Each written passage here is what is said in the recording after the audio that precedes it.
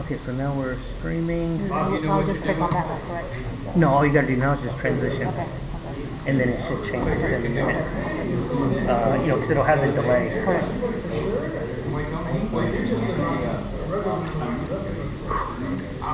Finish what you were doing out there? You need to take to me, like, you need to do more in the morning, doing all that stuff out. Oh, I know. That's what I would do. I mean, you, because you know how you say your morning, so I would call Yeah. it first, after that, and after that, that's that. Yeah, I know. Oh, yeah, I worked on it. It's already full there. There's nothing going on there. Should be burnt. I know. So tomorrow just do, they say, I'm gonna do them from 6 to 10 out there. Yeah. It's too hot.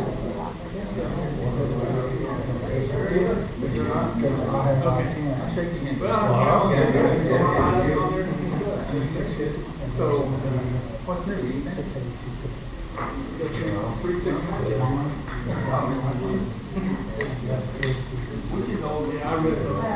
the back of my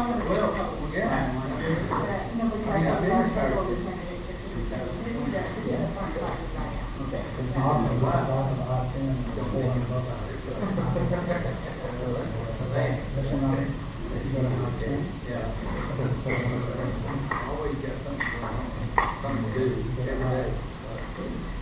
This is the Make things prettier with but I want to show you something. You're retired too, right? I take them jobs, so it's still a retirement tax out. I'm looking for a job and I'm waiting on that guy to drive in the driveway offer. Okay. So I'm not looking real hard. There's 4 trustee. See how much 475.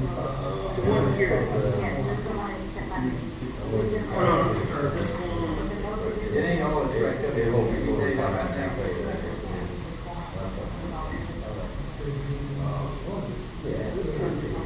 Hey, I'll take 400. Can you just leave it there? Yeah, no, this is, the one on the website's not correct. This is off y'all's table up here. Yeah, no, this is what I'm saying. Here's the, I'll second 400.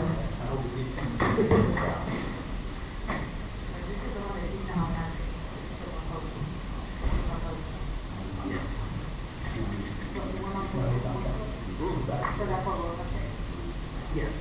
So we'll get everything right up. Mark, how are you? Yes, it says one on the website, not correct, which is what I put. That's the discrepancies that we found. So everything that's on I the, knew about it. I got it for you. yes, everything that's on the website is what, because I asked that question. That's what Clay turned into the city and said, what is currently being charged. We second Our it. newsletter this But week? that wasn't, but that wasn't the case. And that's part of, yeah, I know. I read that, yes. But I will But it take, does. I will take 400 if you want to. That'd be awesome. Yes.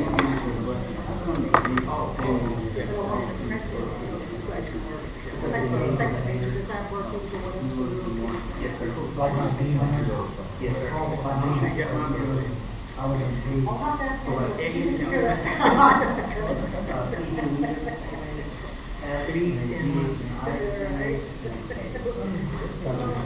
They're all, yes, sir. And then so like, if we go, bank a little more, obviously they would be.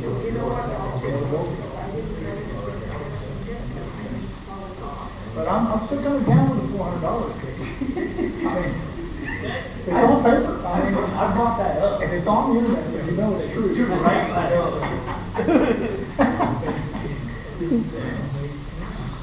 Y'all say the one in her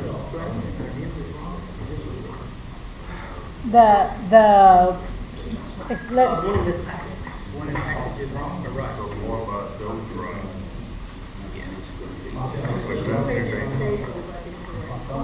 Yes. Yeah. Yeah, so the one, this one. Yes, this one was, I sent that out by accident. yeah, that separate one is the proposed one. Look at it.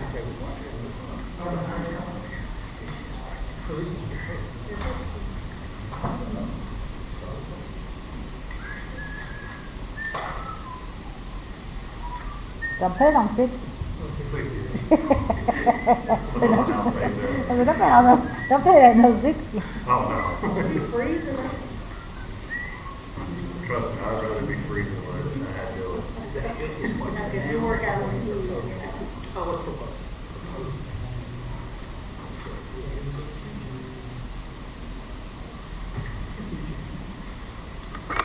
Doesn't mean it's right. Oh, I just looked at the clothes. Yeah. I know. I said the shit for the little thing, usually away in the storm. And I put one of those 8x10 metal ones together all day. I'm burnt out there. I should have bought one of those things. I know, that thing like I had to think on it. I don't know if you can make it. I know there are doppers, you know, they got those things. Yeah. And the igloos, a giant igloo, with a swamp to it.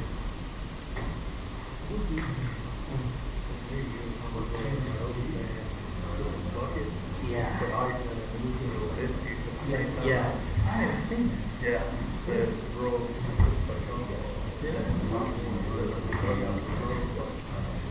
Where you get that, Harbor Freight?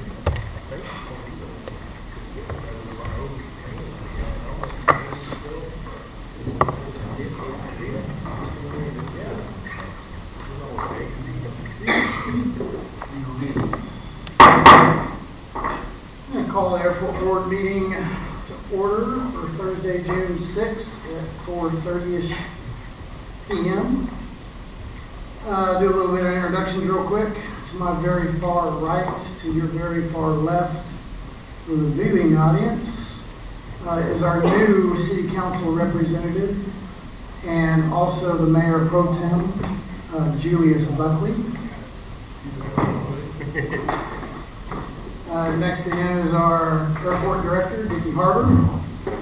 And to the left of him is our ex-city council representative, Big eggs. Eddie Lowry. Yeah, no part of it no more. And then to the left of Mr. Eddie Lowry is our awesome city secretary, Alice Rios. And then to my far left on the end is Hugh McFarland. Next to him is Dustin John Newell. Next to him, to his right, is Greg Model. And then, of course, the infamous and famous Bob Bartlett. Been around forever, since the conception of this, I think, and I am John Williams. Mr. Eddie Lowry is going to do our invocation. Hugh, if you don't mind, I'm going to do the American flag, and Dustin, you want to do the Texas flag? Does it work? Let's all stand. Wonderful Jesus, we thank you, Lord, for the opportunity to serve. We thank you, Lord Jesus, for the wisdom and knowledge that you're giving us. Help us, Lord Jesus, to solve these problems, to help the citizens of Cleveland. Lord, for us to go further and faster in the future. In your wonderful name, in Jesus' name, amen. Amen. Allegiance to the flag of the United States of America and to the republic for which it stands, one nation, under God, indivisible, with liberty and justice for all. Texas flag. I pledge allegiance to thee, Texas, one state, under God, one and indivisible.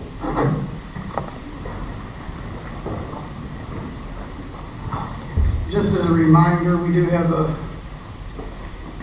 with our audio system and visual system, if you'll please make sure that your green lights are on when you talk. Make sure your mics are in front of your mouth where everybody can hear. And then if you don't want someone to hear you, you might want to turn that green light on. Public comments. Any person with city-related business may speak to the airport board in compliance with the Texas Open Meetings Act. The airport board may not discuss or vote on any matter raised in public comments unless it is specifically on the agenda. To speak during the airport board meeting, you must be recognized by the presiding officer. Public comments will be limited to 3 minutes per person. Do we have any? Nope. Well, that takes care of it. Number 4, reports and comments from board members. let's start, how about Hugh? Let's start down with Mr. Hugh. Do you have anything for us? No, no. Mr. Dustin Lee? Ready? Mr. Bob Barton?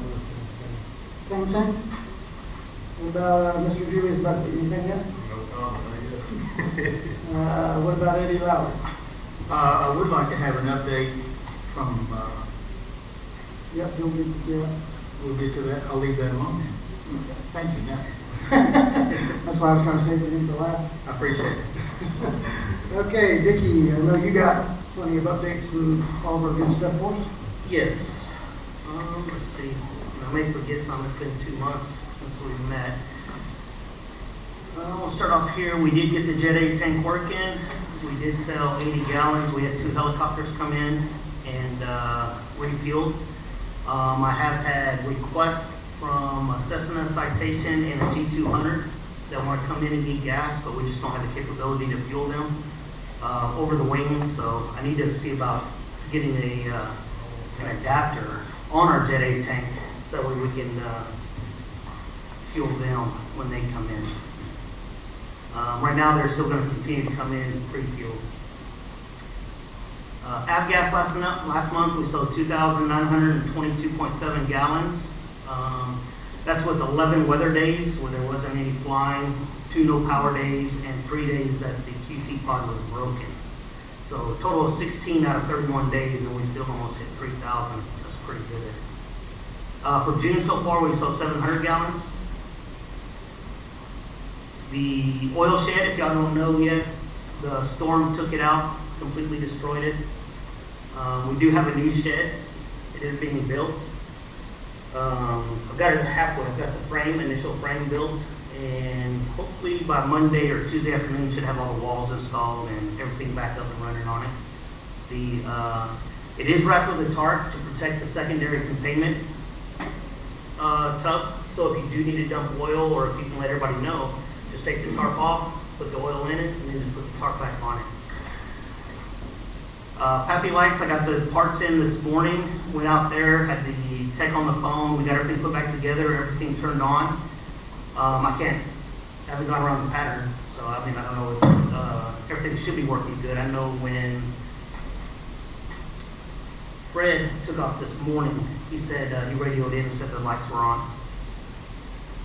Went to the TxDOT conference at the end of last month.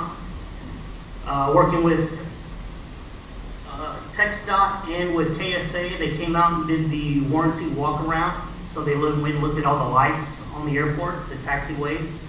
They compiled a huge list. All that's been submitted to the lighting company. So we're waiting on them to get the parts, and then they're going to come out and fix all of those. Also, we found some additional grant money that we didn't know about that we're going to use so we can get our ALP with Narrative, our airport layout plan. Right now, currently, the one that we have was done in 2002 and is severely outdated. So that is in the work. Matter of fact, I got the resolution letter pre-drafted, sent over to get it proofread, and then that should be presented to the board next month so we can get that pushed through up to council, get that signed, and we can get that started. Everybody knows the ALP with Narrative. What it does is it's going to lay out the 5, 10, 15, and 20-year plan for the airport. They'll interview all of us. We'll tell them what we want for the airport. They'll compile all that data. And then that'll help us get funding to achieve those.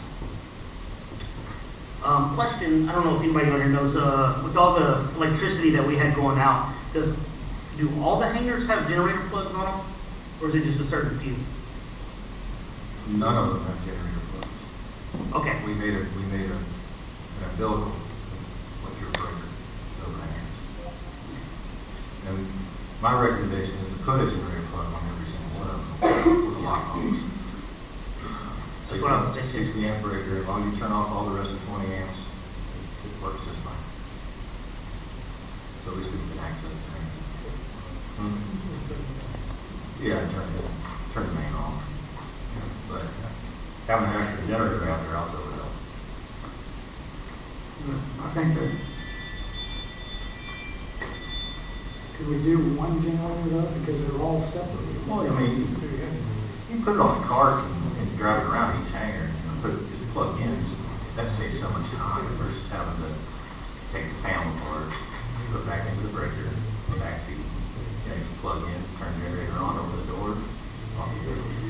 Okay, so I'll go out for a quote on that.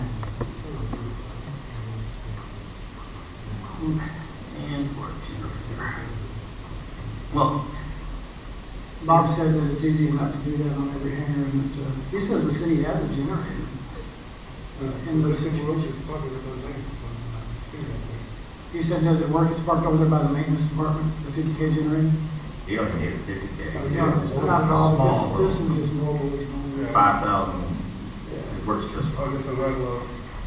Yeah, it'd be, yeah, you don't. Yeah, something small enough that it can be locked in the office, because I mean, that's the only storage area that we have out there. And low card. Mhm. I get what you mean. Okay, yeah, I got it, I'll write it to listen, we can do that too.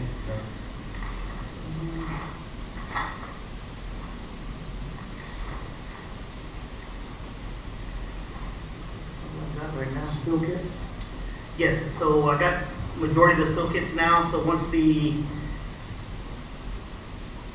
shed is built out there, around the oil, I can put the new spill kit out there. So these are the new industrial yellow tubs. They're not for trash, I'll have them all marked. I'll have a trash can out there. They got pads in them. Once we use them, I'll just reorder and resupply those. It'll be a lot easier than the Speedy Dry. And then those will also take the place, a little bit smaller version will take the place of all the cans that are currently at each set of hangers as well. And so they got nice screw-on lids, so they're waterproof. They've got goggles, gloves, everything that you need for any kind of spill, containment and everything. So that'll be coming up there. Also, next week, since we do have jet fuel now and we will have, higher powered engines coming in and maybe a little bit bigger aircraft, I do have a 50-pound PK wheeled fire extinguisher now that'll go in between the two fuel tanks out there. That way we can get rid of the little bitty 10-pound out there. I don't know how much that one will do, but this one will greatly increase the safety out there as well. Any questions for Dickie?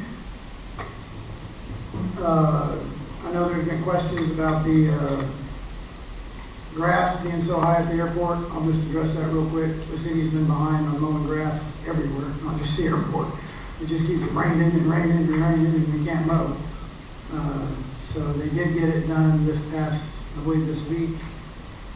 And we greatly appreciate that, Roger. Other than that, anyone else have anything?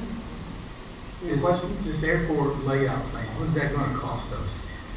So with the grant with TxDOT, an ALP with narrative, which is what is recommended for an airport of our size instead of doing an airport master plan.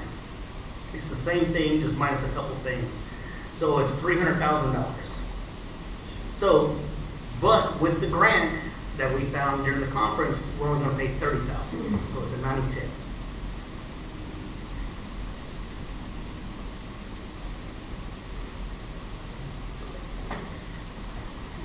And how much money do we have in airport fund?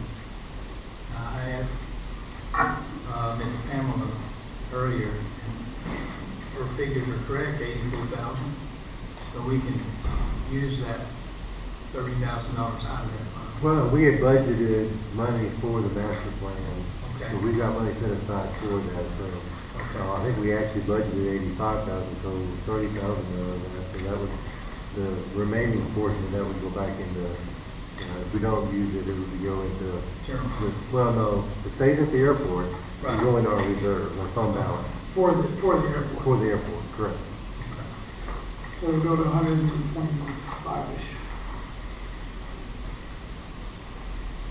Does that make sense? Yeah.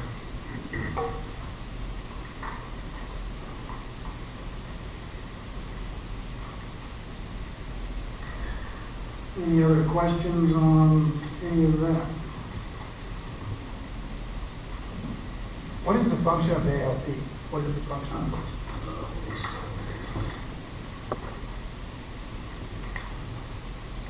It's a long list. I mean, is it just future growth of the airport?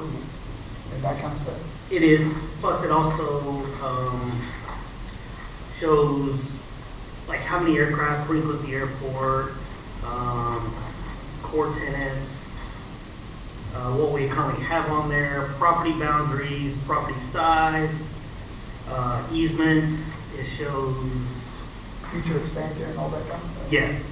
So, terminal area plan, airport space drawing, inner portion of the approach surface drawing, on airport land use, off airport land use, airport map exhibit A, which currently we don't have an exhibit A, and we're supposed to. Runway departure, surface drawing, utility drawing, airport access plans, and then other sheets as necessary, incorporate FAA AGIS requirements, develop a capital improvement plan, establish phased attainable goals for airport improvements, consider the emergence of unmanned aerial aircraft,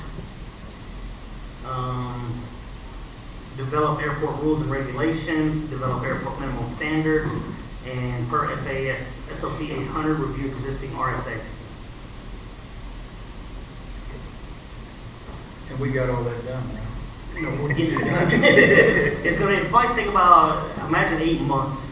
So the initial step, once everything's signed and approved and can move forward, the initial thing is they'll come meet with the city, with council, with the airport board, and get input. And then they'll take all of that, they'll sit back and compile everything and then publish it. Awesome. I don't think we've had any more issues on cows. Thank you, Chief Broussard, for Here's that. got something. Hey, John, I'm sorry. Quick question. On the AOP narrative, Yes. does it do the same kind of thing that a master plan would do in terms of layout? Yes. So that if it prevents random construction outside of what would be a plan? Correct. The narrative does the same thing, just a different vehicle? Yeah, the only thing, it doesn't incorporate like a noise study or zoning for like neighborhoods. Okay. It doesn't include that. But in terms of plans for commercial hangars versus T hangars versus Yes, all of that. future FBO, for example, that kind of thing would be, Yes, if we give them that input, they'll put it in there. all right, thank you.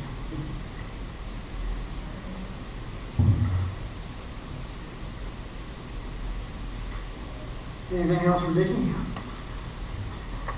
Number 5, under consideration of possible action on the following, approve the minutes from April 4th, 2024 for the airport board meeting.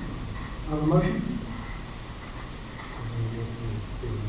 I have a motion by Bob Bartlett to approve the minutes from April 4th. I have a second. Second. You have a second. By Eddie Lowry, any discussion? All in favor? Motion passes unanimously. Discussion of possible action on the following. Number 6, city's proposed aviation ordinance. Where are we at on this? Who's doing this, Dick? I can, I'll just give you a quick background. So I guess last year, when the FAA come down, as part of our corrective action,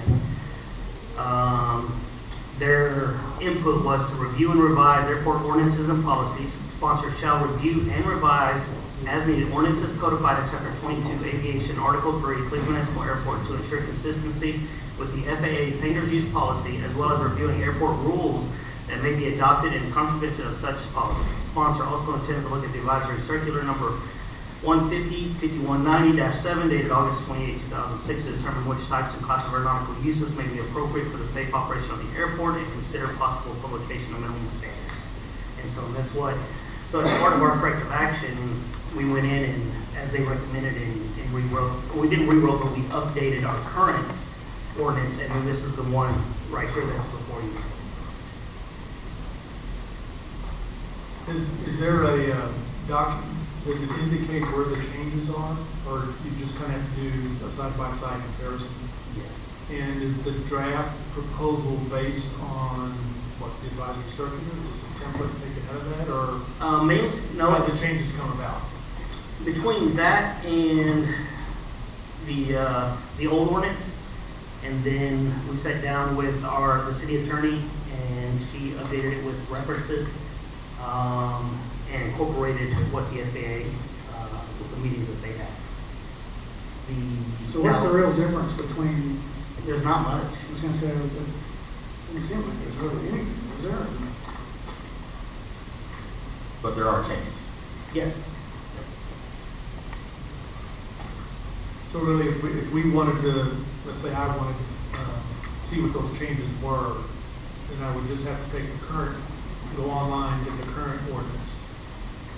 And the one that's in the packet is the draft proposal I presented, right? So I'd have Yes. to do a section by section comparison of the two. Yes. That would be the way to do that? Okay.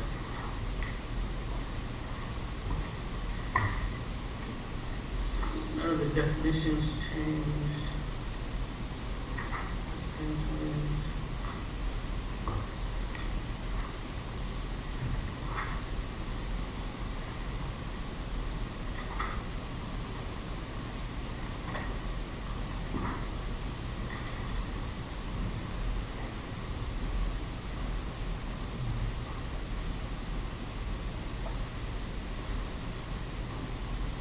So one of the things is the fees were removed, and now it just refers to an actual master fee schedule sheet. And we did that across the board for all the fees, when they were in the ordinances, put them all into the master fee schedule.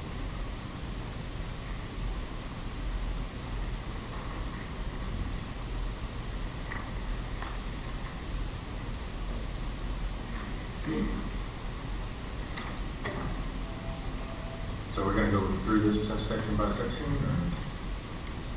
So we're done? I think the main thing that we went through, y'all already went through, was I guess the board. And y'all went through that section a couple of months ago, and we made some changes on that, as far as the council position as well as Vicky's position, made those changes, and those are incorporated in that. The rest of it, basically, the attorney and Vicky worked with FAA and TxDOT to make sure it just met whatever they wanted, or they required, and they were just bringing it up to those standards. And so, What is those? and those all have been sent to both TxDOT and FAA and we received their approval on these. Okay, so it's really not signed off on, but basically it's a final draft that's already been approved. It's just a matter of, this is information for us, right? Is that what that means? Yeah, so this is the final step before it goes to council for implementation. Like in Division 4 Airport Operations, Section B, as much as the airport can be a circus with the training aircraft that we'll talk about in a little bit, it's not acrobatics, it's aerobatics. With that change. I think that was a recommendation from the last time we talked about. Yeah, aerobatics instead of acrobatics. Yeah. We're not a circus.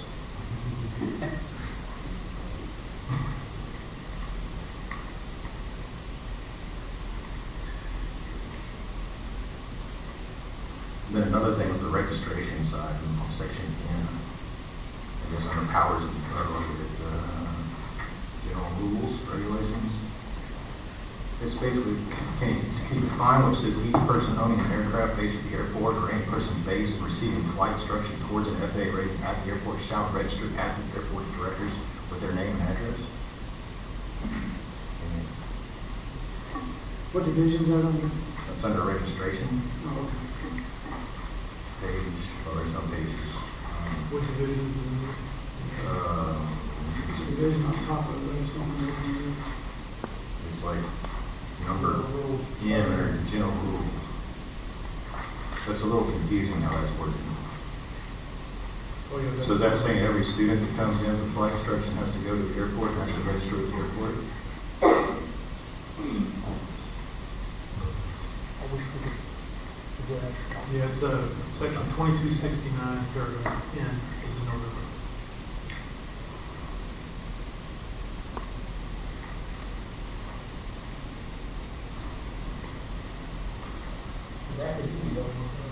That could be someone just based there, just getting So, think- biannual flight review. Yeah.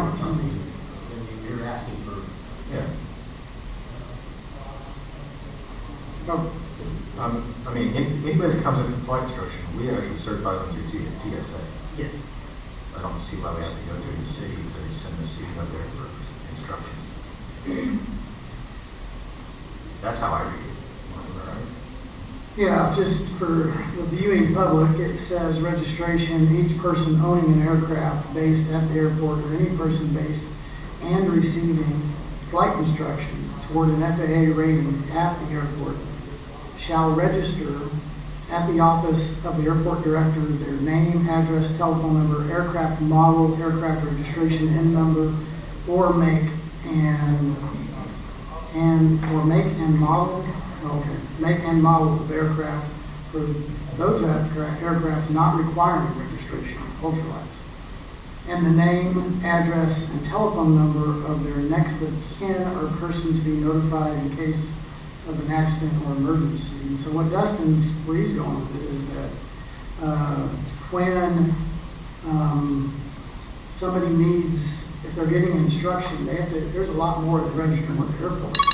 You have to, he's got to get them registered with FAA and I think every person that comes in there, yeah, TSA, and every person that comes in there, if they're going to do a BFR, buying a flight review, they have to go to the airport and register would probably be a little bit, Excessive. well, yeah. That's a little cumbersome.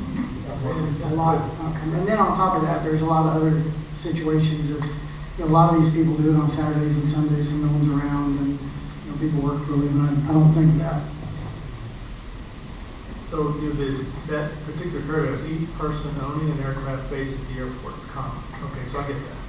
I own an airplane, whether I tie it down or whether I'm based there, registering with it, that makes perfect sense. Then after the comment it says, or any person based and receiving flight instruction.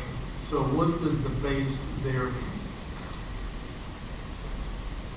It doesn't say any person receiving flight instruction. It says any person based And receiving. So I'm not sure the difference between the first section, owning an airplane. there isn't any. Well, If you're based, you're based.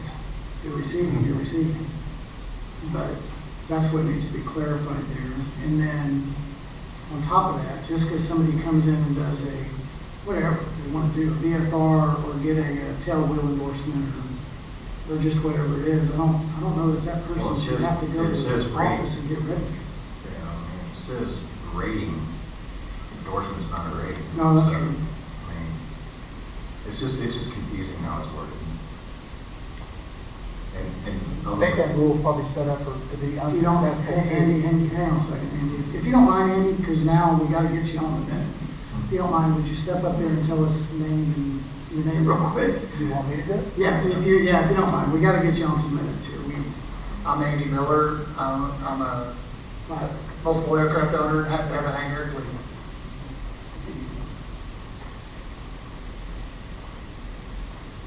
Okay, so y'all want this one removed or? Well, no, we just need to reword it. we don't know what it says. Yeah, If just don't understand. there's a requirement there, I'm not sure what the requirement is. I don't know if she was meaning to, Well, if the requirement is just for us to register if we're lieutenants at the airport or if you're based at the airport, that's a whole other I asked for it to be removed. totally. Just totally removed. I mean, it just doesn't seem to be necessary. I think it just sets us up to be non-compliant. Mhm. So if I'm out there on a Saturday and have Greg with me doing the biannual flight review, I'm in violation of this. I think this instruction towards my rating. I just think that might open up, worms. Can I say something? Give us your name, Larry, if you don't mind, real quick. Larry Elliott, and I also have a hangar at the airport. When you sign up for a hangar, don't you have all that information anyway? yeah, that's what we're getting at, yes. I mean, so what, that's a duplication of information that's already there. And that's could be, I mean, we can remove that. But that's why we're reviewing it. That's why it's presented to the board. That's what I mean, what do y'all think? That's what I'd suggest. Let's just remove it in its entirety. I don't really see the Sounds redundant. Yes. What's y'all's thoughts? Remove it? Yep, remove it. Okay, got it. Everybody good? Got the word I think change. that's why I was asking if we're gonna go piece by piece through this. Yeah, well, I sent it out Thursday. That way it could give everybody the whole weekend to review it, and then that way we could come here and discuss any questions.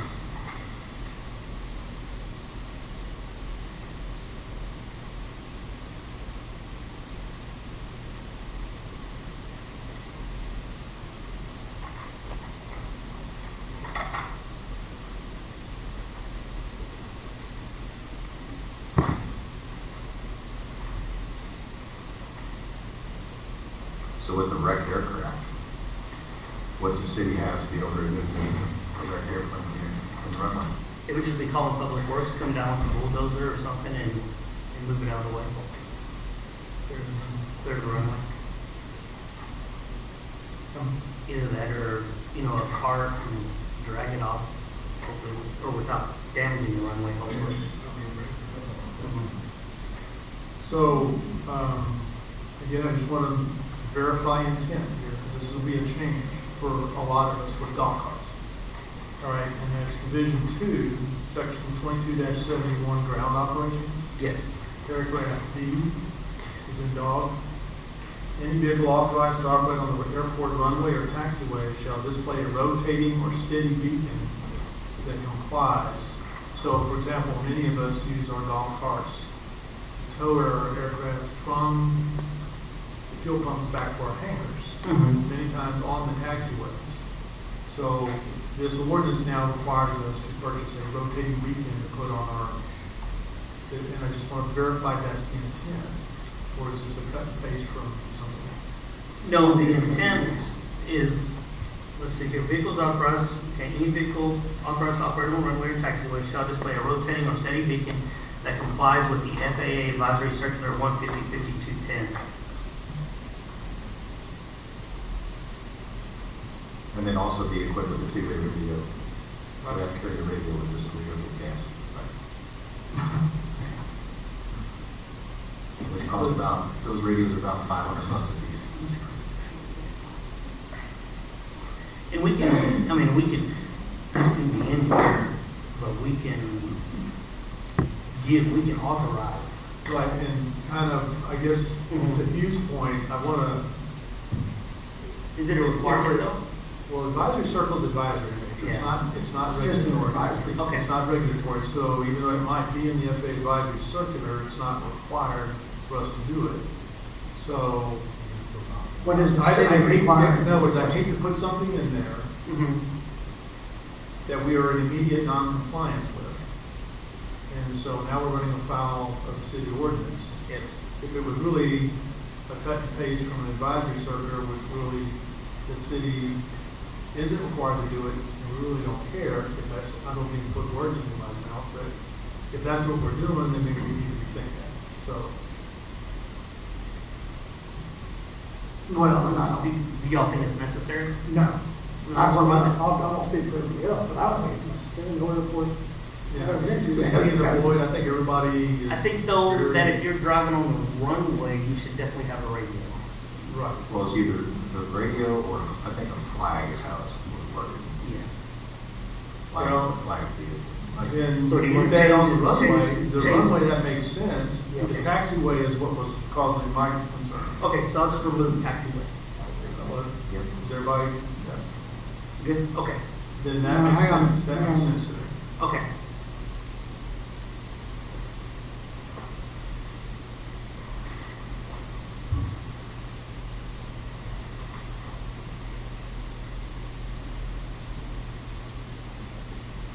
Well, I mean, is that gonna open up a can of worms when someone needs to run their vehicle down the runway just to get something off the runway or just check for, or just checking the runway? Johnny does it every morning, usually. I mean, I jump in his truck and make sure that he's good. Well, I know Johnny Whitson has that on his, and so do you, I presume, right? Yes. So if there was a disabled aircraft, it happens. And I have a handheld radio as well. Right, and handheld radio, so that would just be, either Mechanical will have that, or you guys will take care of it. So just remove, Taxiway. taxiways. Okay, That's just, I mean, does that make sense to everybody? okay. Everybody good with that?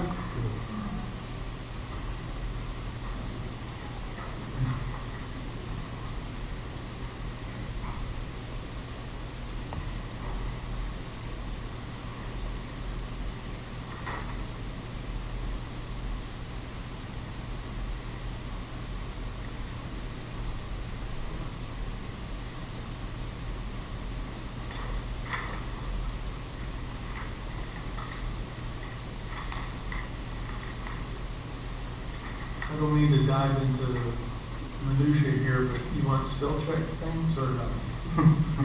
Okay, so, let me find it real quick. All right, under that, Division 4, Section 2273, Aircraft Operation Rules, paragraph F on the next page.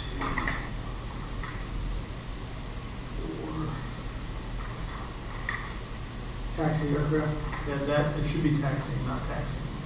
So two I's in there, and just Where's that at? Number F, letter F, letter F. on Division Okay. 4 airport operations, 22 taxing instead of taxing. I'm sure Siri corrected that for some of us. Oh, here we go. Yeah, taxi.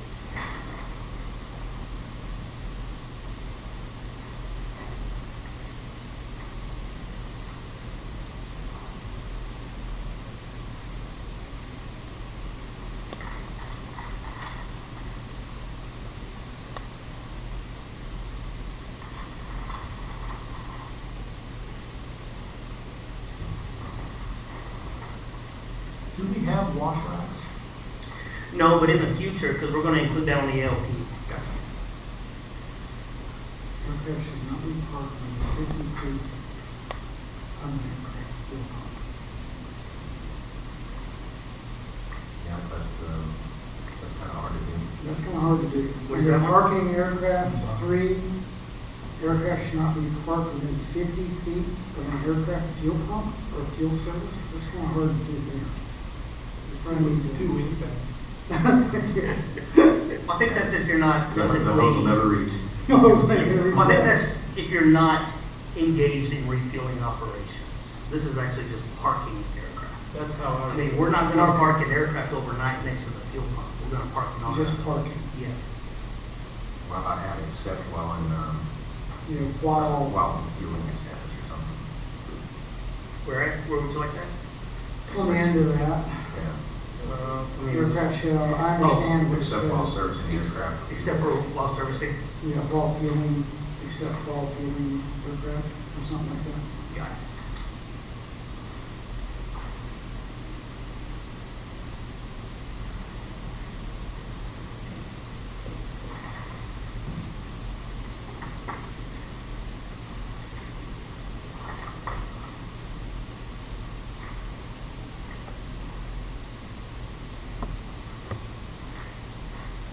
Do you want to go through every one of these right now, or do you want to take it home, table it until next month?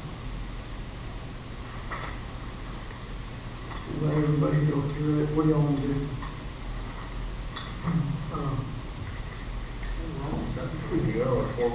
Yeah. Yeah. But that's where he's kind of skipping through. I have just a general question. So, I'm looking at, takeoffs allowed. Everything that's in that paragraph is governed by the federal aviation regulation. So, why is it necessary to put that in the city ordinance? If it's already covered by the FAR?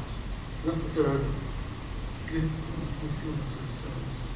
Just to avoid redundancy and long documents.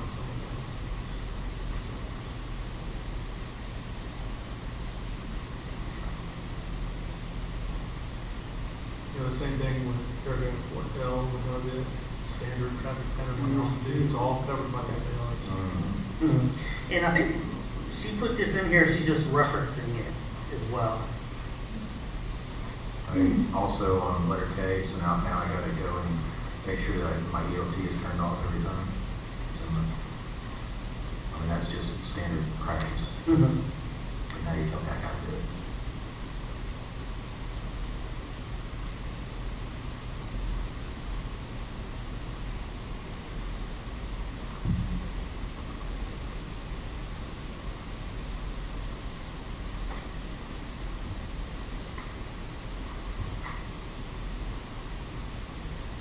So y'all recommending? Well, it was just a second here. Some of this Okay. stuff, I think K, L, there's several right here that actually we could just take off totally. And I, loading and unloading aircraft, loading and unloading aircraft, landing and running is prohibited. So if I have a student in the airplane, I need to jump out to go do something, I have to turn the airplane back on. Yeah, that's, yeah. We would all be on that.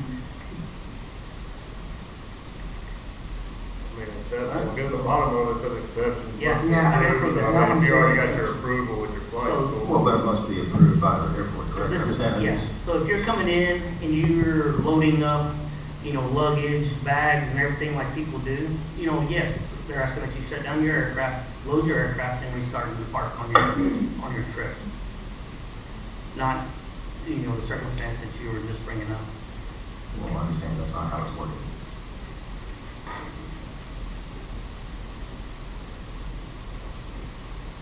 Wouldn't your exception be approved already if you already talked about it then? Mhm. Instead of it being, because it don't say it has to be every time, it just says approved by airport director.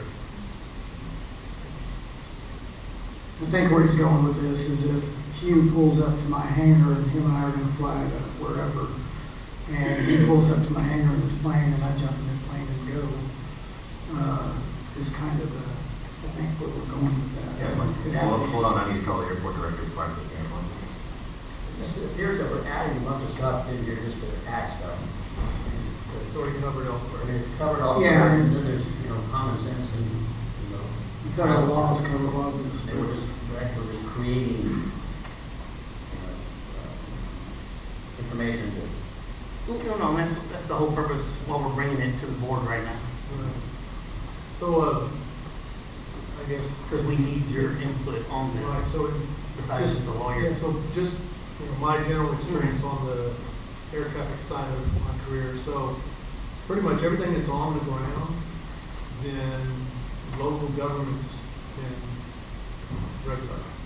Okay. As soon as it gets into the air, it's federal, right? So I kind of read things with that lens, all right? So to me, when we're talking about dictating altitudes and procedures, et cetera, that's already covered in federal airspace. The National Airspace System has regulations for that. The city ordinance really, I guess they could restate it as long as it doesn't contradict it.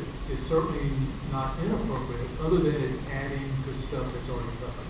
Mhm. So, making a simple statement that all operations in the airport shall be in compliance, but I'm not even sure that's necessary either, because that's a federal requirement already, so. Okay. And so I have, and this is more of a question than a statement, under special procedures that talk about model aircraft. I think there's regulations for that too, right? So, That's all in the parking lot of the room. right. And again, flying model aircraft again is in airspace. Kind of falls under UAVs and things of that nature. There's a whole set of regs for that. I'm not sure that paragraph needs to be in there unless there was a concern the city had. I can see parachute descending onto airport property as an ordinance issue. I can kind of understand that myself. Because I don't want anybody to see you land, now you're in the city and we don't want you here. So that kind of thing. We don't want that kind of operation. So I don't So have a problem with that one, I guess. But Yeah. flying the model airplane. take that one out. Airspace stuff, yeah, Okay. I think it's. And then what was the other one? You said K. So let's go back to that page real quick before we get too far off. Under parking aircraft, G, and then you have H, I, J, K, Yes. all those. Which ones are we wanting, let's go back to that page. Which ones are here we wanting taken out? Okay. On I, we also want clarification on it, or they didn't take it out. That's the Loading one and that's unloading loading and unloading aircraft. thing. Or, Is it more of just, if you're trying to load luggage instead of just hopping in a plane and going?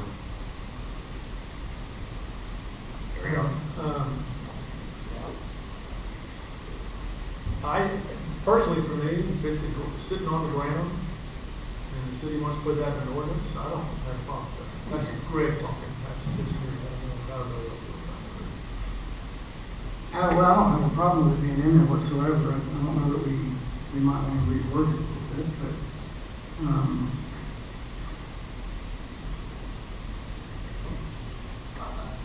I'm wondering if this, item I, loading and unloading, is in reference to commercial operations at some airports where there's, partial carriers, UPS, FedEx, loading their caravans, that they're requiring them to shut down. I can't imagine anyone doing this without shutting down, loading packages and luggage and, but there's cases where,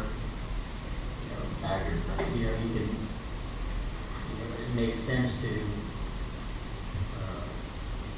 unload a passenger. I've done it with multi-engine aircraft where you shut down the engine on the side when you load, they're escorted away from the aircraft safely. That way, when that pilot comes back and gets in the aircraft, you don't completely shut down.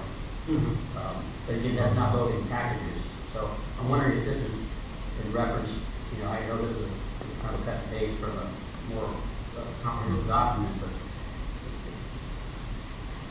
so that might be just, or partial carriers or something like that. I don't see people, going up on a family trip and, when you're Saratoga loading up baggage with the engine running.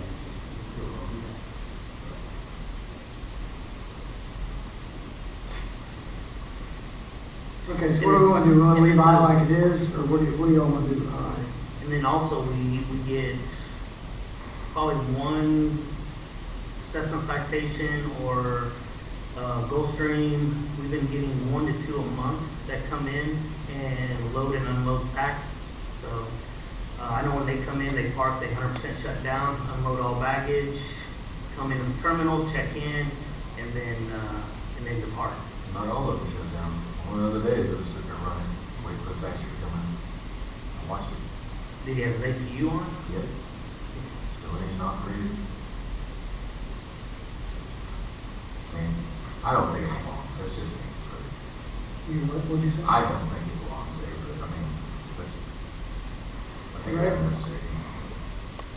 So again, I'm looking at this from the city's perspective. What is the interest of the city in this ordinance? And what is the intentions of enforcement?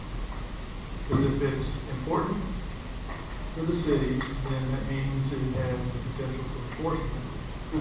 And so how do we communicate that to pilots who may not be aware of the ordinance? And if it's not our intention to enforce it, and it really doesn't, I don't know why it's in there, kind of a thought, then that asks the question, why is it? Yes, I know most of this stuff was all included when it was submitted to the lawyer for her review. Yeah.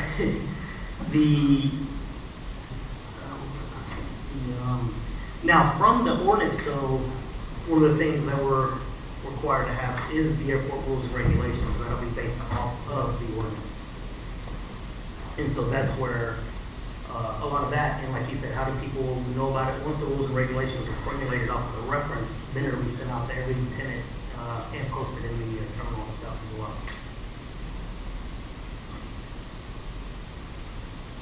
Section F, taxiing aircraft again, on the, guess that's 4. Aircraft shall not taxi onto the runway from the ramp and taxiway area if there is an aircraft approaching the land or on the ground in takeoff position. Aircraft waiting on the taxiway for another aircraft to take off the land or remain behind the runway holding position line. That's already implied. I think that's necessary.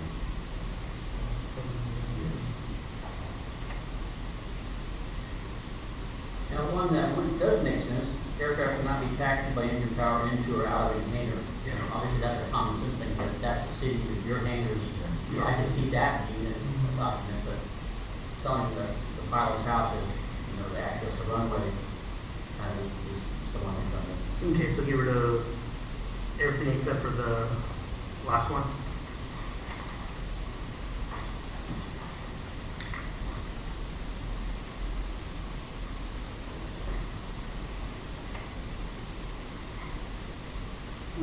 get rid of, 4.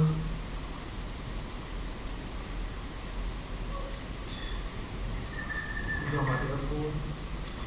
Yeah. Get rid of 4, aircraft to be taxied at safe and prudent speed. Which is not under control. Yes, clearly.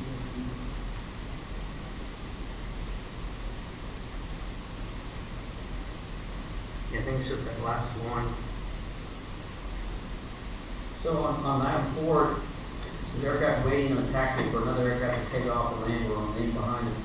So you don't want someone to taxi in position, line to wait. That's what I'm saying, it's fine. I mean, this is, Which one is that? That's still 4. Oh, yeah, no, let's just, let's Yeah, do away it's- with 4 total. Yeah, it's kind of, yeah. Yeah. Yeah, do away with that entirely. You gotta have 5 on there, unfortunately.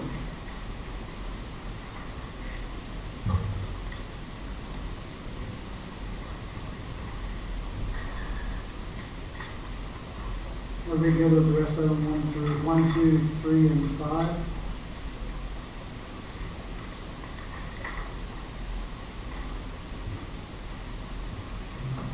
Yeah? So 1, 2, and 5? No, 1, 2, 3, and 5, get rid of 4. Okay.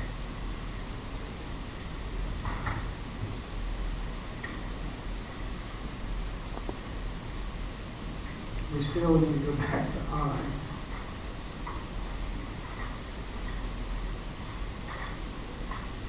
We already addressed G3.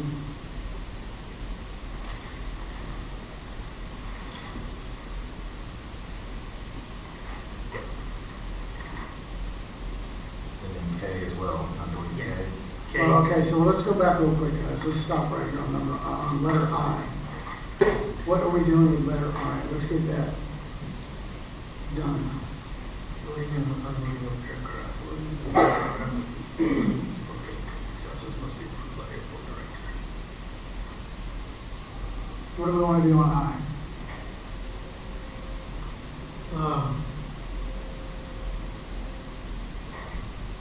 I don't have an objection to it, and the reason for that is because exceptions must be approved by the airport director. So if you had a cargo kind of a UPS or a special kind of an operation that had safety practices in place that were prearranged with the airport director to approve, but Well, I think Dickie's gotten in and out of his share of helicopters running in his life. I don't think you have a problem with that, do you? No. yeah, but that's just, So as long as that's clear, are we okay with that? I don't know. Well, you're, Dustin, really, I just think it's unnecessary, it's common sense, you know, it's, I just don't think it's needed, but it's my opinion. What about events? You know, like okay, EAA. microphone for me? What about like going to, we're gonna have an EAA for Young Eagles, and we'll have people that are monitoring, staying in the hot zone or the hot spot to load people in and out. That's- To keep that carried on. Yeah, Or we it's just just have to have communication, approval. yeah. And Dickie's fine with that. Yeah, he's It's just communicating, let us know there's gonna be Okay. happening. I just, think. No, I agree, that's the Yeah. whole point here. well, except that, We have, under EAA regulations, to get covered by their insurance, no hot loader, yeah, And that- so, yeah. And that totally goes back to you just a second ago saying that if somebody has regulations in place that we have to follow. Right, right, So, right. okay. Okay, so K gone, I gone. Are we doing away with that, or are we keeping on? We still, let's get that one done. I Okay, think that you was tell the- me, no, let's start over here. Keep it or get it gone?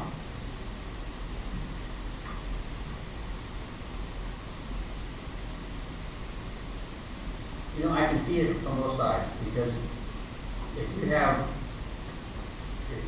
for example, in the future, if there was a cargo operation So there. you're good either way. I'm good, yeah, it just seems like there's a lot of stuff here that we're putting in this document for the sake of putting stuff in the document. Right. Not really because we need it, or it's, we're not Peterborough, Dustin. we're not, Hobby Airport, we're Cleveland, uncontrolled Yeah. country airport, and we like it that way, in a sense, and feel like we're trying to add stuff for the sake of adding stuff. But you're on I, you're good either way.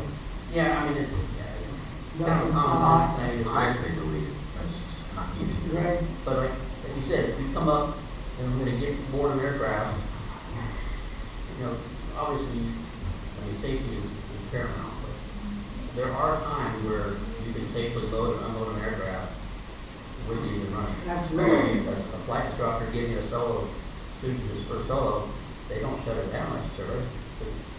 You pull over, the instructor steps out, and the student, away they go. And they do their, you know, their circuits, and they come back. So, I mean, I just don't want us to set things in motion to where we're already non-compliant, we're violating things Correct. without even knowing. But, so, I mean, this is some of, you know, seems fall, I guess. Greg? I'm for keeping it for just the safety implications involved, and what makes me comfortable with that is the exception for the fire truck. Bob? Julie? Safety wise, and once you get your approval, I mean, if you already have your approval for certain things, I mean, if you have flights when you get your approval already, or you know you're gonna be loading up that day, I mean, I don't see Eddie? the big issue. I've had to deal with mentally challenged people before. I prefer to keep it, so. Okay, so it's gonna stay. I stays. K, we're gonna delete K, we're deleting I, we are deleting. No, I stay. Or, I'm sorry. L. K, L, I'm sorry. I stays, deleting K, L, I saw the L, it's an I. O, Oh, I think, oh, yeah, I wanted to. we're gonna take delete out- O.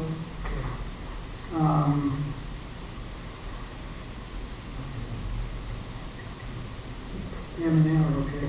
Yep, so that takes care of that. Is model aircraft Q3? Is model aircraft covered under federal, are we ready for that? I know it's ready for UAVs, but is that covered, or is there a That's under special Same thing. model thing? Given the airspace that's there at Cleveland, I don't see a rule prohibiting small aircraft at the airport. It's uncontrolled airspace, over 700 there. I mean, there's been a practice, I mean, let's be honest, I've flown model airplanes out the airport, Well, a bunch of people have. and I'm not the only one, and wasn't the first. But I have a handheld radio with me if I'm there, and I don't do it at this industry question, or obviously I don't fly over the runway or, you know, off to the side and that, so. But there are, but I mean, there's an app that you know, as a licensed UAV operator, and you go on and you check the airspace around you, and I've got it right there at the airport, it says, if they're here to operate, be careful, you know, it's so many words, because it's not control airspace.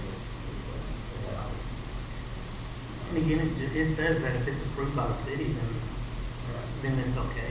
Right. So as long as, you know, the way I'm reading it, as long as we're just notified and plan for it. I mean, you know, this is something that, you know, one bad apple can ruin it for everybody, you know, and so, Or I can put on there, it's approved, especially by the city, instead of by the city, by the airport director. Right.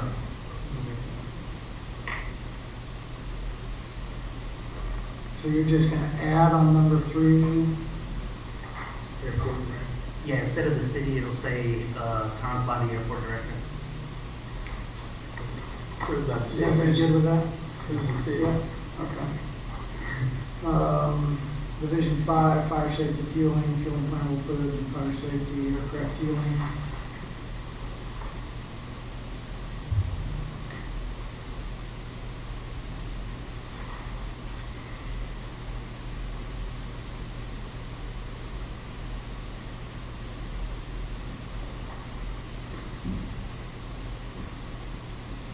Distance requirement, all aircraft shall be fueled clear of all hangars, other buildings, and aircraft by at least 50 feet.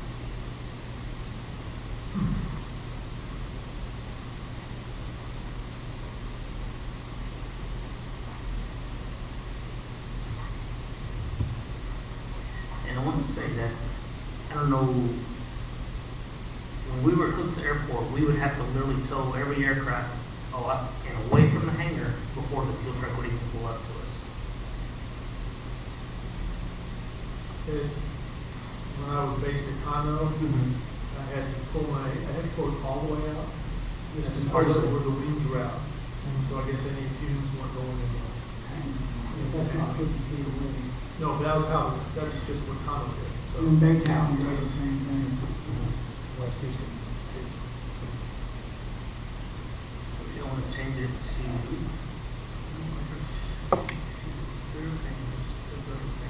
Maybe just clear of hangers or something, I mean, because I'll occasionally use one of my approved 5-gallon cans and top off my aircraft. And I've done it in the hangar, which, you know, is probably what you're trying to avoid.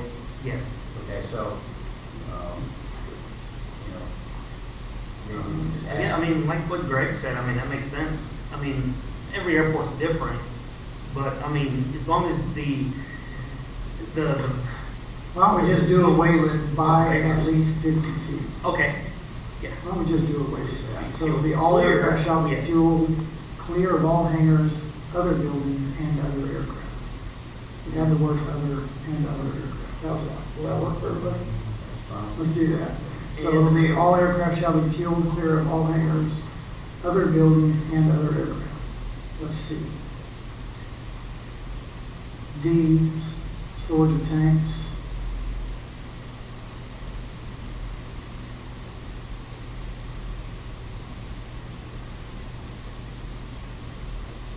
Which is fine. Well, what about the approval of the local fire marshal? Well, now it says, That's, except if approved, a 5-gallon or smaller container is manufactured or marked for such purposes. Okay, I see. And, with approval of the fire marshal. That and it makes it. yeah, that's what makes it. I don't totally agree with the 5-gallon things too, but I mean, that's because I have. But all yours are approved 5-gallon containers. Prove that it. Well, if they're 5-gallon containers you buy off the shelf, it's a 5-gallon approved gasoline container. Yeah, but I also have larger tanks Well, we as do. well. Well, that's 5-gallon. I mean, if you have a 20-gallon, it's still Yeah. unapproved gasoline. Yeah, I guess it was an approved container. Yeah, I mean, there's, Yeah, you could actually do instead of, except for 5-gallon, you could get rid of 5-gallon and just say, except approved containers. So let's do the approved containers and get rid of the 5-gallon or smaller. should we still in a hangar building except an approved? Container manufactured and marked for such purposes. Period. Is that good? Well, what's the minimum, that's, But we don't, the main thing we're avoiding here is people having gasoline in their 1-gallon milk jugs. right, yeah. Is that not the purpose here? Yeah, that was zero firefighting, you know, in the hangars themselves. If one hangar catches fire, it's going to spread to all the other ones. So Absolutely. you want to minimize that the best we can. So what's the fire marshal phrase in there for? So, I think that was a legal term. We can That's use it. just what they put in. I was gonna suggest that that was important to have fire marshal oversight of this, have him review that paragraph of the ordinance. And if he doesn't object or she doesn't object, let there be a blanket approval of that ordinance paragraph. Well, I mean, we got the assistant fire chief sitting right here. There we go. So, What's your thoughts, chief? Well, those plastic. I mean, is that okay, just as long as it's an approved container? Once you buy a food gas container, Yeah, it'll be okay. okay, so there you go. Okay, so we get rid of the, Yeah, yeah. so we'll put a period after The purpose. plastic ones. Yeah, period after It's purpose. approved. Yeah, I mean, they sell that in the store, so, Yeah, 'cause how hot does it get in these hangars during the summer? yeah. Extremely hot. It's pretty high. Better put another thing in there. Yeah. Yeah, and drive, yeah, Yeah, I'll that have was it. outside, still traffic, right, I mean, other things, Mhm. moving cars. But you gotta understand, I mean, depends on the quantity in the gas tank as well, then you have another problem in the plastic containers. If you don't have like a vent or release, it will swell and combust and cause other issues. So you might wanna approve metal containers, instead of being plastic. He's got a point. It does get hot. Very few metal gas containers that you can buy. There's only some kinds to buy, so. Yeah, I mean, Or you could put a vented, approved vented container. Yeah. Would that work? Roger, would that work if we just changed it to approved vented containers? Yeah, that's fine. Would that be good? They good with you, Eddie? because the fuel expands in the aircraft as well. I mean, But the we- aircraft is completely topped off, I mean, it'll advance. The aircraft, it'll make it. So yeah, let's put word vented on there. That'll Okay. take care of that.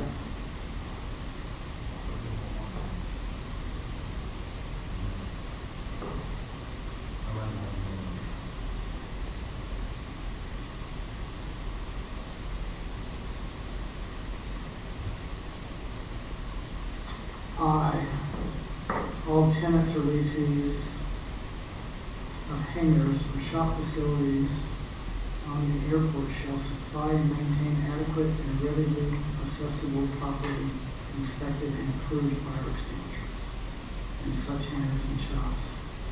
So is that saying that we all as tenants need to buy our own fire extinguishers for every hangar? What it sounds like, but most of them have them already. Right, yeah. But I don't know about the older ones. The new ones, Oh, yeah, my new one. the old ones, but we don't. I mean, I have a fire extinguisher in mine, but I like to go in the plane that's on fire again.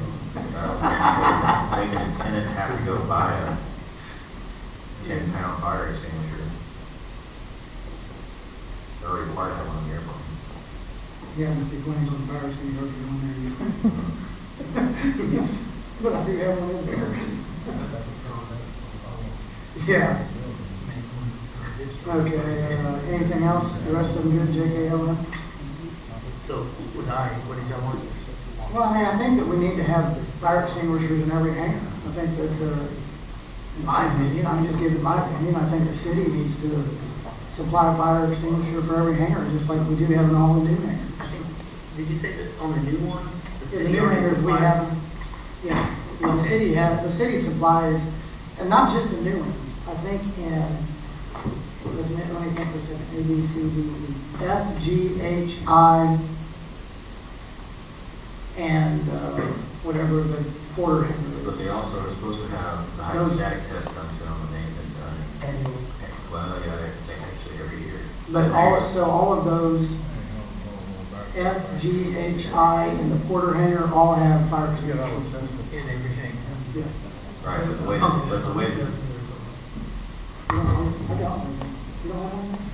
but the way this is worded is that I gotta go and have it inspected now. So now you're required to attend. Well, no, that's where I'm going with this, is the city, we're gonna change this for the city to do.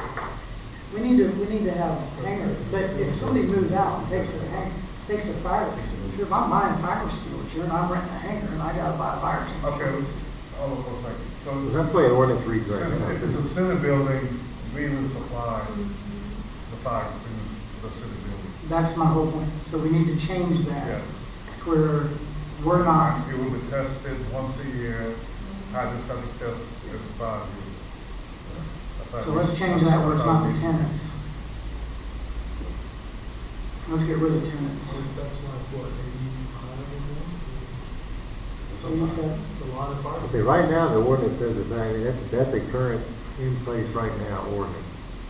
For all tenants or lessees of hangars or shop facilities on airport shall supply and maintain adequate and ready accessible.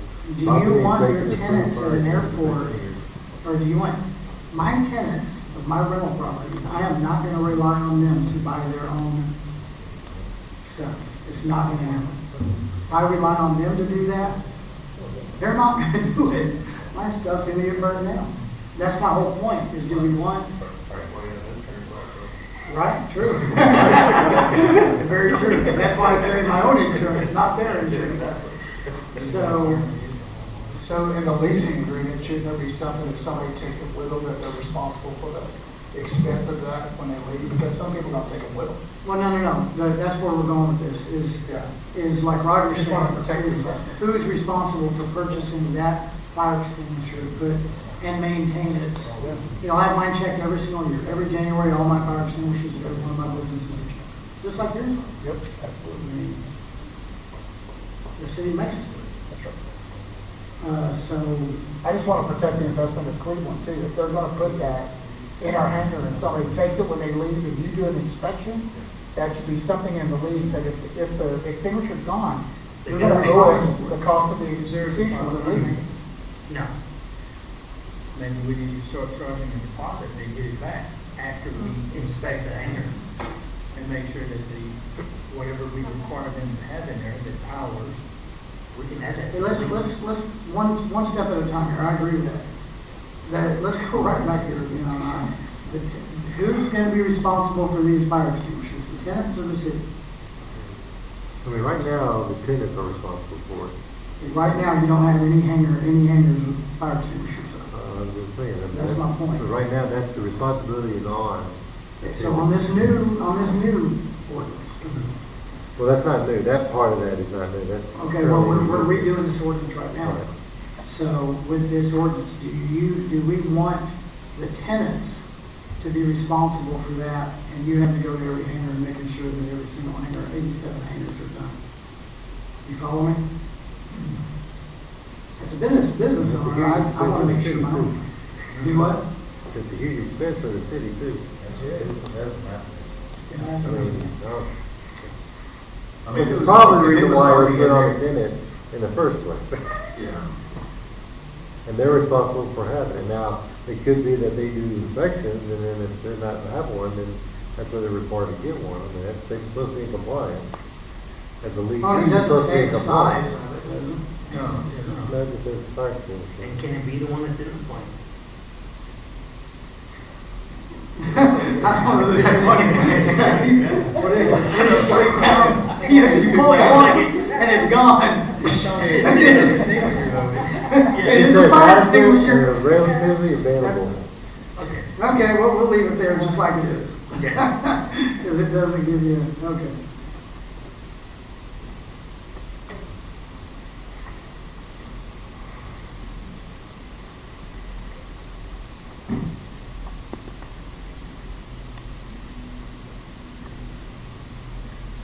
Anything else that,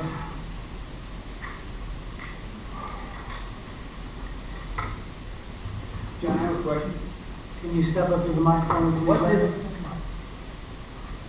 What would a typical fire extinguisher cost?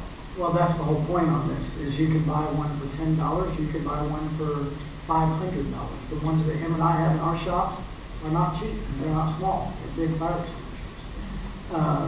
So, the one that you have in your aircraft is $30. Is this big?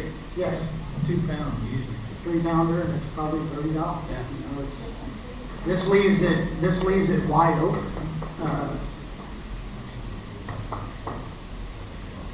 I believe in fire extinguishers, but We all got a lot in our airports. absolutely. None of us want a fire. I mean, that's, those are our Buy a couple $100 fire extinguishers. Absolutely. And nobody wants to deal with insurance on collecting all that.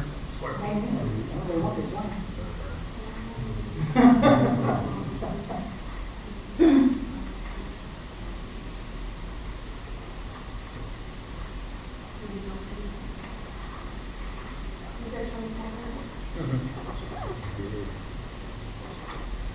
Okay, anything else? Is that good on everything? If we make those changes, are we gonna approve that? And do we wanna go ahead and approve it based on those changes? Where we don't have to deal with it again next month? Well, I got a question on that. We're gonna have to go back to the lawyer to review all the things. Like the big time and that. I don't think for those little things, I know they were more on the side of fairness and commercial. Long question on that one. Now, I'm sure Tommy, he reviews all the packets anyway, so like, I'll make all these changes tonight, and then it's gonna go, So the only question I have right now is, do we want to review it again next month after you've made the changes? Or do we want to go ahead and make a motion, get it approved right now based on those changes?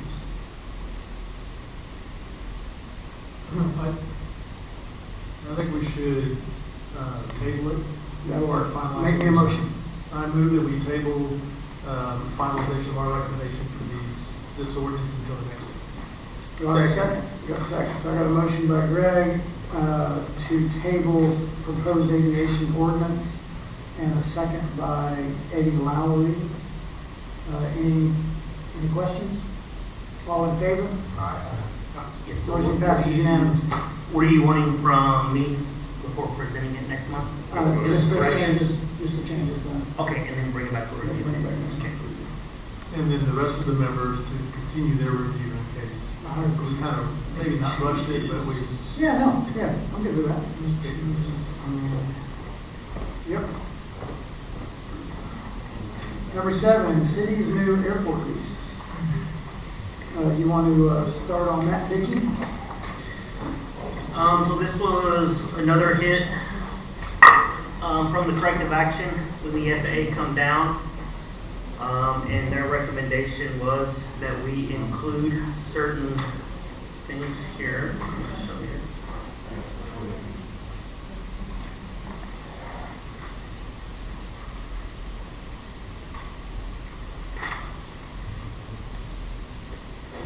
Okay, review and revise standard hangar lease agreement. Sponsor shall review and revise the standard lease agreement to allow aeronautical uses of airport hangars, including A, storage of aircraft, B, final assembly of aircraft under construction, C, non-commercial construction of amateur-built or kit-built aircraft, D, maintenance, repair, and refurbishment of aircraft, but not indefinite storage of non-operational aircraft, and storage of aircraft handling equipment.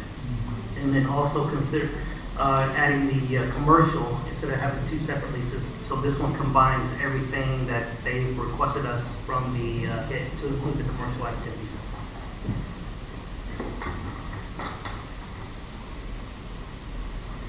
So, Vicki, would you Yes. expand on that commercial activities piece? Yes. So, Also, may I ask you to repeat that about constructing an airplane?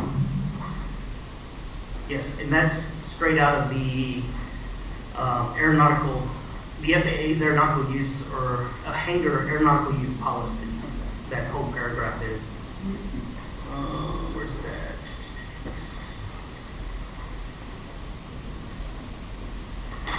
In here. There we go. Okay, so A, storage of aircraft. B, final assembly of aircraft under construction. C, non-commercial construction of amateur-built or kit-built aircraft. D, maintenance, repair, or refurbishment of aircraft, but not indefinite storage of non-operational aircraft. And E, storage of aircraft handling equipment. Those are approved. Correct. Okay. Mhm.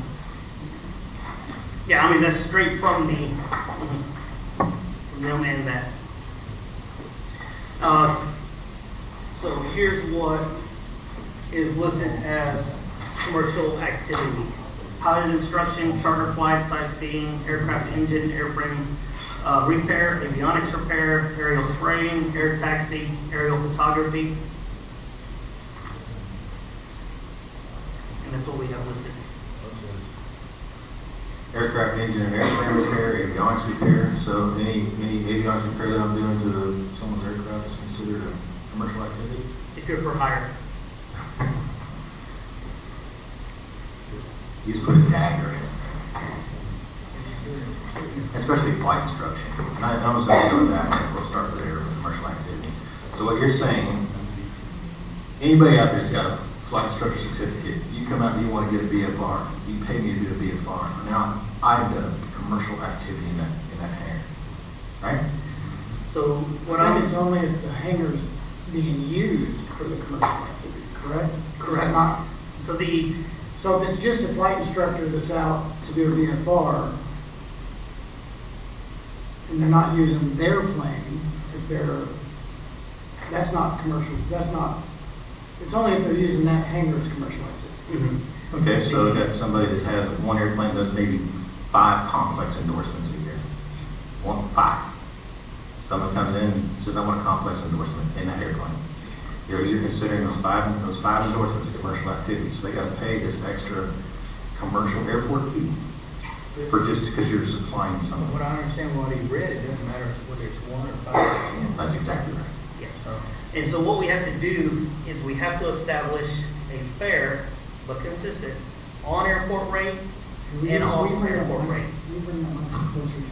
That's what I'm saying. So Yes. what you're doing though is you're essentially cutting the throats of your airport, of your flight instruction. We're establishing a fair rate for on-airport operations and off-airport operations. And that's what they're requiring. And that's what they're requiring us. Okay, so these other flight schools that come in and just beat up our airport day in, day out, they don't pay a dime to the airport, right? They come in, they provide flight instruction at our airport. But the guys that actually provide flight instruction at the airport get penalized. Let me try to understand something now, and I'm the ignorant one here. We're just talking about hangars, right?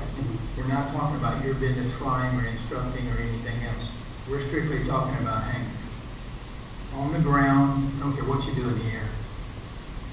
But if you're running a business, No, it's not even business. You're just providing flight instruction. It's commercial activity. That's what I'm I'm doing. not talking about flight instruction. I'm talking about in this hangar. I'm talking about whether you have an office in there or whether you're meeting people in there, having a conference or a school or whatever. Yes, agree. So that's exactly the right question. Yes. See, that, I think, when I read this, I had questions about. So, Okay. what is considered a trigger for a commercial lease agreement versus a flight? Right. If you're working and running a business out of your hangar. It's all based on the hangar, is the way I'm understanding. Yes, we It's have. all based on the hangar, not on if Larry's gonna come over, and he doesn't have a plane in his hangar, he's getting instruction out of it, and he's gonna come over and do a VFR for me, because he's not running the business out of his hangar, the way I'm understanding. But this is expressly set forth below. Lessee agrees that he will not conduct any commercial activity such as pilot instruction. Leasing for the, so that's what I'm saying. Well, that's what I'm understanding. But I mean, you got tons of instructors out there who actually provide instruction for next to nothing. I've kind of got a question, this is a devil's advocate question too, because both my sons are instructors, right? They fly both of my airplanes all the time. If I need a VFR, and they come to my hangar and give me a VFR, does that make my hangar? No, that wouldn't commercial? make you. Okay, because I think that's what he's leaning So to. that wouldn't make you commercial. Okay. However, if your sons use one of your airplanes to conduct Sell a them. VFR for someone else, that would be considered a commercial activity out of his hangar, Right. which makes that a commercial lease requirement. Is that what this is saying? So kind of with what Dustin's saying, if my kids decided some of their friends want a tailwheel endorsement in our Super Cup, and they do that 10 times a year because their buddies want it, Are they getting paid for it? I don't know. They may be getting paid. Flight time's considered a Yeah, compensation. they're getting compensated with flight time. That's- So I understand what he's saying. I'm not saying that's gonna happen in my hangar. Right, But it no, I understand the potentially question. could happen with my kids helping people get their tailwheel endorsements. And I think that's what Dustin is leaning towards. Yes. It's fine line. It's a very fine line. Yeah, because the thing of it is, we all know, just for tailwheel endorsements. I mean, you want to increase the hangar fee, $200 a month, $2,400 a year. They don't make that. It loses money. I mean, to charge, say, 100 hours, I would have to charge an extra $50 an hour, actually $60 an hour, which no one would come and get a tailwheel endorsement. You price yourself out. One more thing, and I'm sorry. Wouldn't we, as a business guy, wouldn't we want to keep that to try to get more flight schools, or the flight school to increase its investment by buying 5 airplanes? Wouldn't we want to encourage them by not raising their fees so they purchase more gas out of Cleveland? So therefore, the revenue for the year in total will go up because they've invested in a flight school that's coming. Because he's right, ATP, 5x5, all these other flight schools that are flying contribute nothing to Cleveland. we would rather try to, I would think, we would try to encourage more growth in flight schools, like lower taxes. If we have lower taxes, there's more growth. If we have lower hangar rents, or keep the hangar rents where they are commercially, we'll sell more fuel, because. So let me be devil's advocate on that. Sure. So if you have somebody in a hangar out there running that's an A&P, Yep. we want to also create more A&Ps and more growth because they're bringing planes into the airport that they're working on and not charge them commercially also. Can I move my motorcycle dealership into your store? And I promise you, I'm gonna bring a lot of business in there, and can I have free rent? There's two sides to every coin. I'm just asking.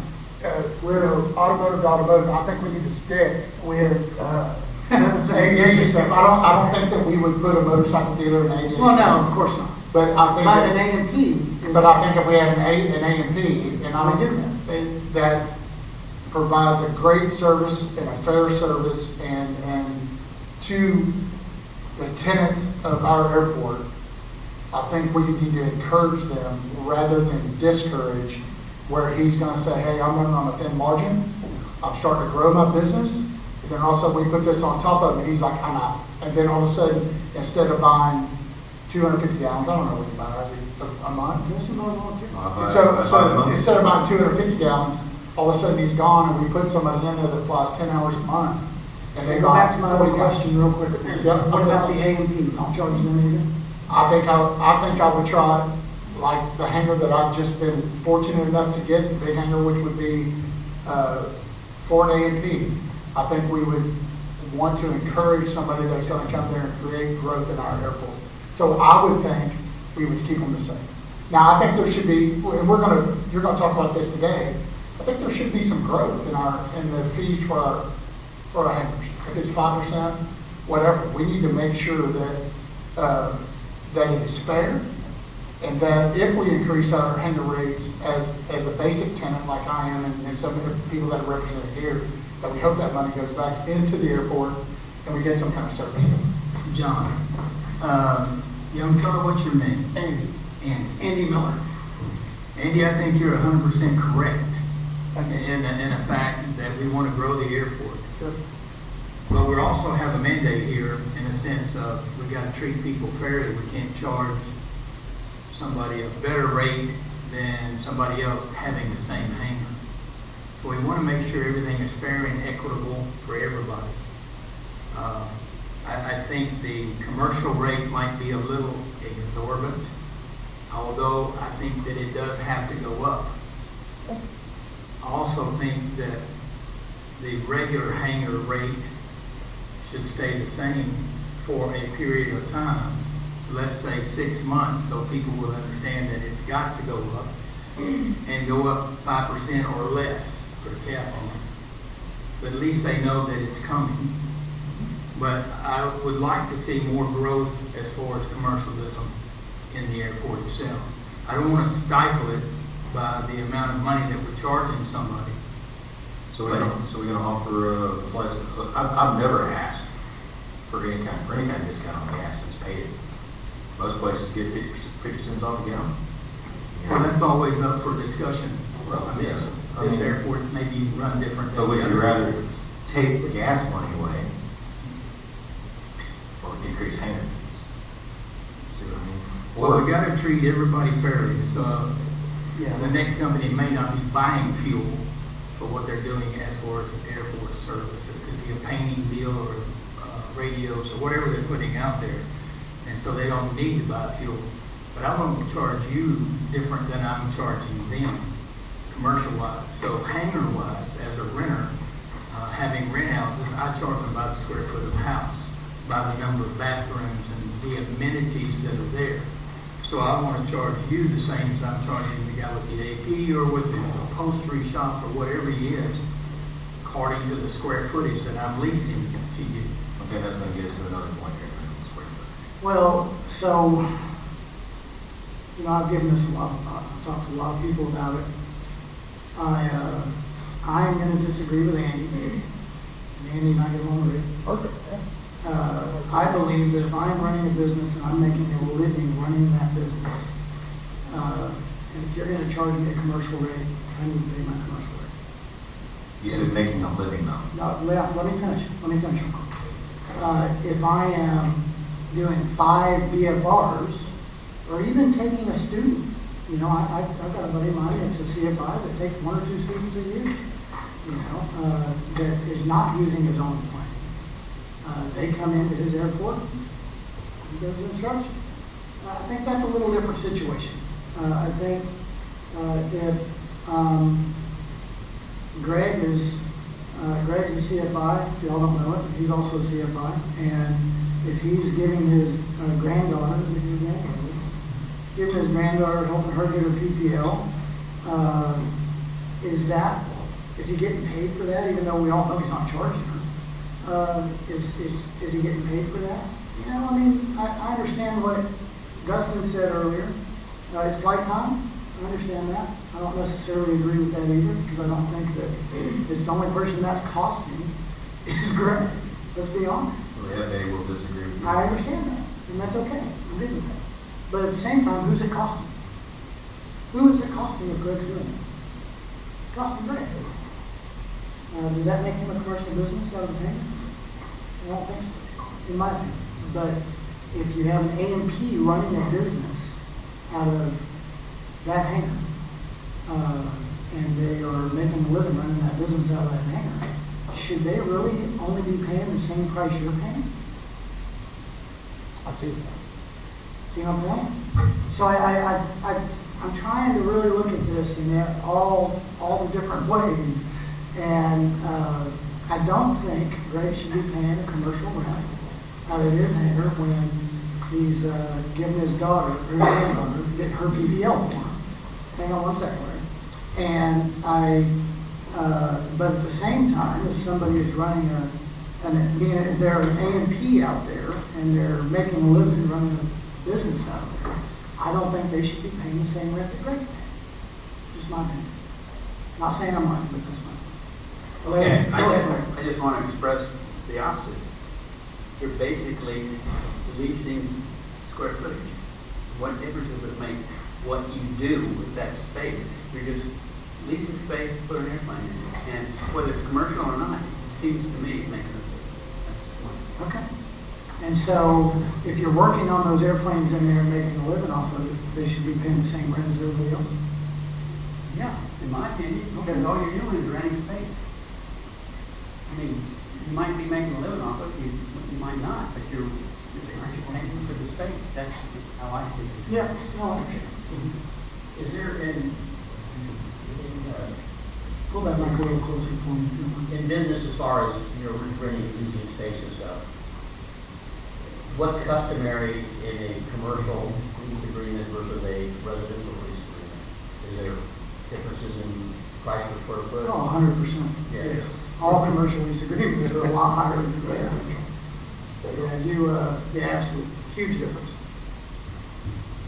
Well, now, whether it's a regular hangar or whether it's a commercial hangar, you can list it for the same price, square footage wise. That's up to us or city council. So we need to distinguish between whether it's a regular hangar or whether it's a commercial hangar. I have commercial buildings and I lease those commercial buildings. Well, no, that's where we're going with this, is it, what is going to delegate it as far as the commercial business? How about Greg, what triggers it? What is that triggers it to commercial? So that's the question from the city, for the city, is what is going to delegate the commercial price? Julius, what's your opinion? If you're making a living mechanic-wise, to me, that should be considered commercial. Because at that point, that's your business and that's your livelihood. If you go and say, you go rent a spot, you got a private runway. They have a private runway somewhere and you land your plane there.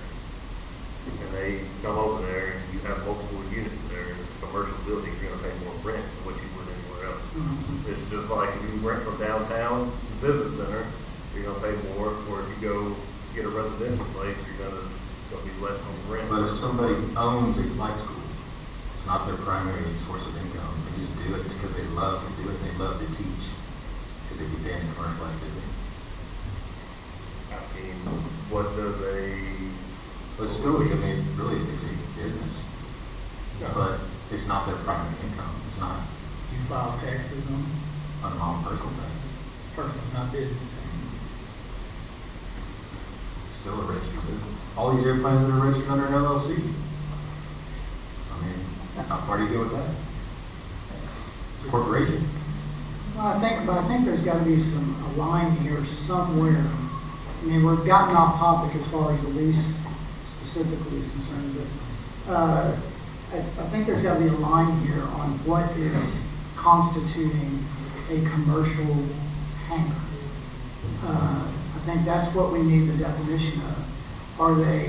Is it a registered, do they have a DBA, or are they paying taxes off that hangar, or are they, I don't know what it is. I don't have the answer, but I think there's gotta be a defined line.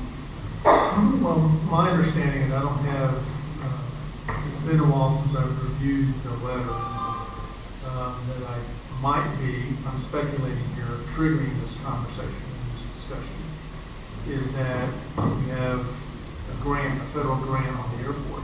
With that grant comes conditions. Yes. All right, and it's those conditions we're trying to comply with. Is Yes. that right? Correct. Okay. So my understanding of those conditions are that people who operate through the fence cannot have an unfair advantage over those who are on the property. Correct. Right, that's all it says. Correct. Right, it doesn't say we should charge a different rate for the hangars. It doesn't say. Rate is set by council. Exactly. All of that Our stuff is recommendation. locally decided and based. The FAA is not dictating it. It's Correct. just saying, They're saying that we have to be fair. correct, that's all they're saying. Okay, so the city of Cleveland gets to decide what's fair for their fund. Right, so, okay, then that is in line with what I thought was driving this. So. Correct. So if we're gonna get to fair pricing, and we just talk about square footage, well, we're taxed our square footage, right? Or you say lease under square footage a certain price. So if we look at hangar H's, or even G or whatever, but you look at hangar 10, Which one are you talking about? either H or G or whatever, if you look at hangar 10 on that second page, we'll just go to the commercial or the regular rate, $682.50. This is the proposed, it's not what it is now, once you use those numbers.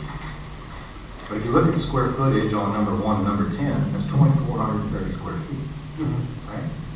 Now we know the door on one of them is 2 foot shorter than the other. That's the only difference in those things, is the door width, and a little bit of the back. But it's still a usable square foot.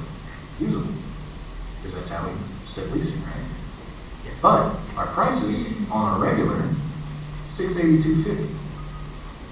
Hangar 1 at the top is $525, but if we go to the commercial side of it, we're gonna charge them exactly the same. Why?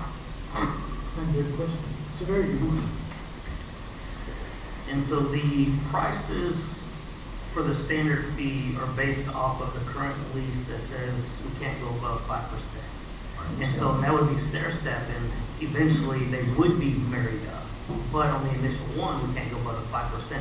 So the current rate that was in place, 5%, would only bring it up to 5.5. No, but that's not what he's asking. That's not what he's asking. What's that? He's not asking, he's asking why is the commercial rate, if the base rate is not the same on 1 and 10, why is the commercial rate so even?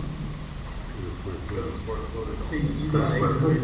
The wide one square footage. Because the rates right now are not based on square footage. Were they based on? Nobody knows. They've been like that for years. These are the same rates that have been. The current rates are not equitable, fair, there's no specific. That's what we're trying to. So But the commercial rate, by setting it up by square foot, creates a fair, equal playing field for the rate. Okay, but now, as far as the regular hangar here on page 1 and 10, is this the corrected form No. that we're looking at? Or is this- Well, this is what they've done. If you look at the original prices on these are, I'll tell you real quick. Well, hangar 10 is now $650, I think. hangar Yeah, it one was 650, is and with $475. 5% goes to 682. Yes.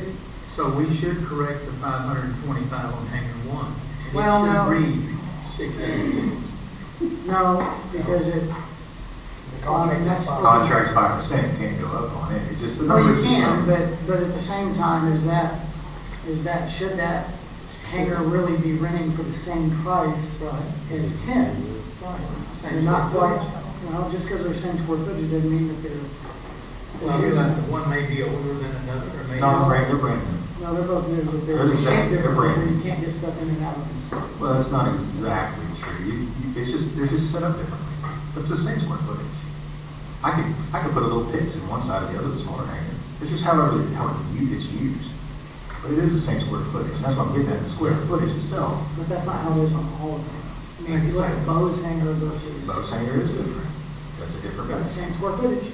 It's the same square So footage. should it be getting charged the same price? One has a 3.0 door, and the other has a 20-foot garage. Right. Same square footage, but we got a different way of getting it. So is that basically what we're looking at here? So you'd rather do the square footage price for all of it with your standard fee and your commercial fee? Do what? Go ahead. Annie up to Mike, please. I just think we're muddying the water. I mean, I I think we're agree. getting so far away from what the original question was that we're starting to talk about stuff that is not gonna be fair to everybody. So if we have the 5% increase, I mean, we get it. Things have gotta go up. We get it. This is my opinion. I'm not telling you what to do, but we need to get back to about what's fair for commercial and what is a commercial business. Well, and the situation here is because there's people on here that don't agree that we need to go up 5%, period. But they do agree that, or they do think we need to have a commercial rate. And there's others that don't have a real big issue on that 5%. But, and I agree with that. I think that we need to stick to, the commercial side of it and then make a decision on the 5%. What if there's an A, and I get it with the A&P, I understand completely that if somebody's gonna come in and have. That was just a scenario. I know, but, That's all it was. no, I'm just saying with that scenario, because I'm gonna go with a flight school, because a flight school, an A&P is rarely gonna buy fuel. So a flight school is gonna come in and they are gonna, have their business, and they're gonna purchase fuel. So what if there's a threshold for fuel? If you spend $250, if you buy 200 It's gallons, discrimination, you can't base it on fuel sales. you can't? No, and that's against, I agree, I mean, you don't have to define, I know those rates are so hard to define. But I was just thinking if there's gonna be some kind of airport, positive use of the airport, which is gonna sell more fuel, that maybe that's part of the factor. Well, maybe that's where we need to be given, can we give a discount on fuel for flight schools? Yeah, there you go, You something know, that I makes mean, a difference. if United, American Flyers, any of them called the city and said, hey, we'll start buying all our fuel from you. We're running 5 planes a day at your airport, can we get a discount? Well, hope you give me a discount, probably, but I mean, I don't know that, but, I would. But they're also not paying the hangar fee at the airport either. Correct. But that's my whole point. Is so what if it is a flight school and they are buying, I think everybody would agree that Dustin probably buys more fuel than any other airport car. I mean, he buys a lot of fuel. So that being said, does a flight school, would it make a difference if flight school got just a little bit of discount? I don't know. What do you think, Julie? I think if they do it around the area where flight schools do get a discount on fuel, we can figure out a way to do that. Or work out an agreement with flight schools somehow. I don't know if that's possible. Because, I mean, the city would love to have the flight schools here and people flying in and using it. So, I don't know if there's a way to do it where we're legal with how the FAA wants it and how our agreement needs to be. I mean, that's something that I think needs to be looked at. I mean, I wouldn't want to lose it. I just personally, I see a difference in an A&P on our field versus a flight school. I do too. I see a difference. I'm not saying I'm right, but I do see a difference. An option on this lease agreement is to not put instruction. Just keep that out. I'm just throwing that out, so. Is that possible to do it? That's super discrimination. That's a good question. That's what Yeah. Yeah, that's a compliance division question. I know, because that's where you're saying you have to put the Yeah. discrimination part of it and everything.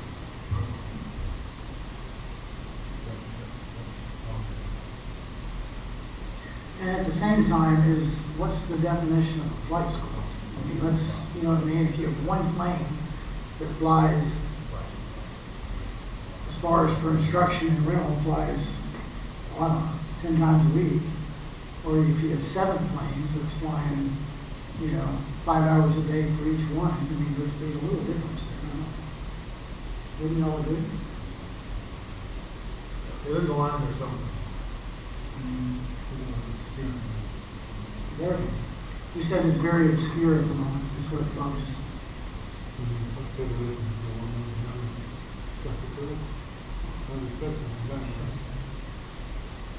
One, just something that comes to mind, that maybe how we can delineate between, you know, the commercial, the flight instruction takes place outside of the hangar. A mechanic, and maybe on the repair shop, takes place in the hangar, the commercial activity. Correct.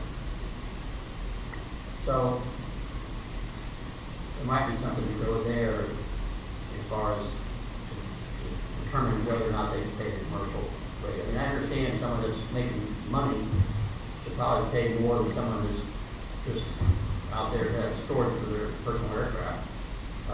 But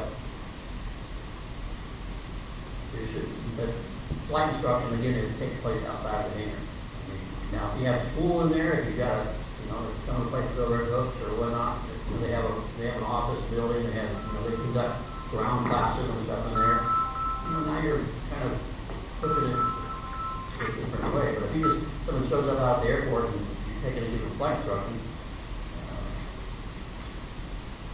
I mean, there's got to be a line somewhere in the stand to draw off.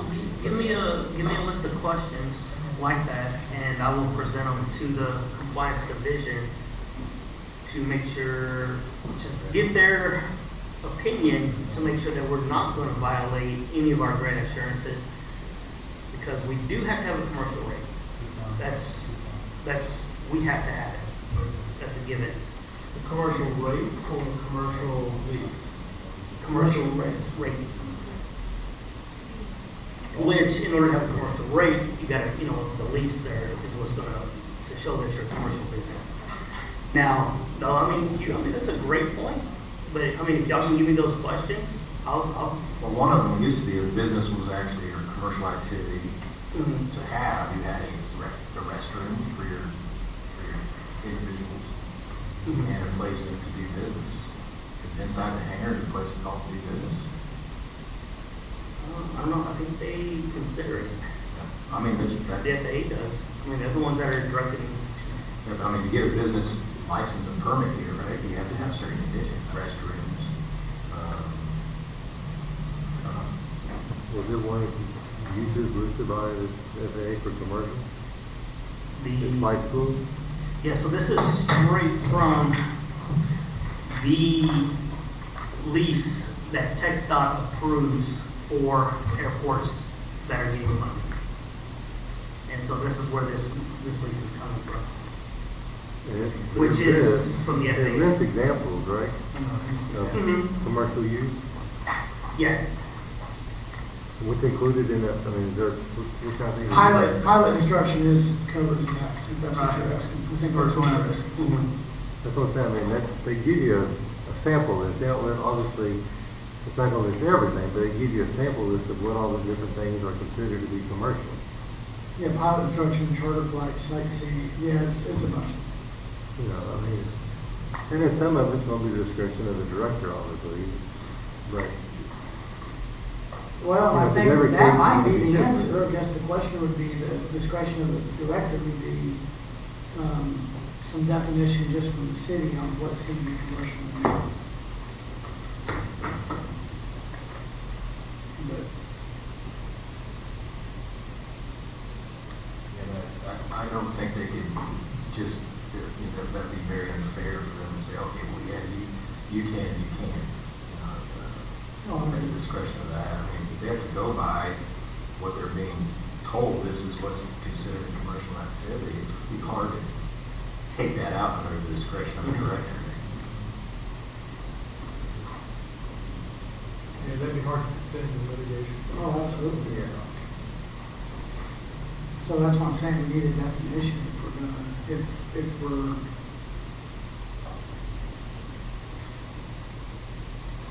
So, is there a deadline that we're pressed? I mean, this is a big topic. I personally like to ponder it. Okay, no, we just gotta show progress, we just gotta keep showing progress. Right. Is what we have to do.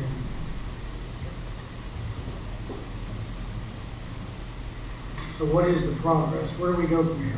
Because we can table it, we can make a motion to table it, but if we're not, we're tabling it to be right back where we're at next month, and we're not getting anywhere. Correct. We definitely need a path forward if we're gonna table it. Well, I think with you asking a while ago Mike, about what are Andy's these question, questions. Mike.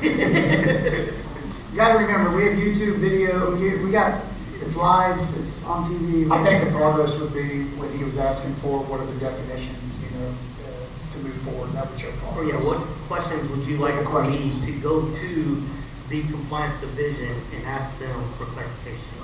For me, and I was sharing this with John earlier this afternoon, coming into this meeting, I reviewed the lease and I reviewed the ordinance. I didn't know what the drivers were.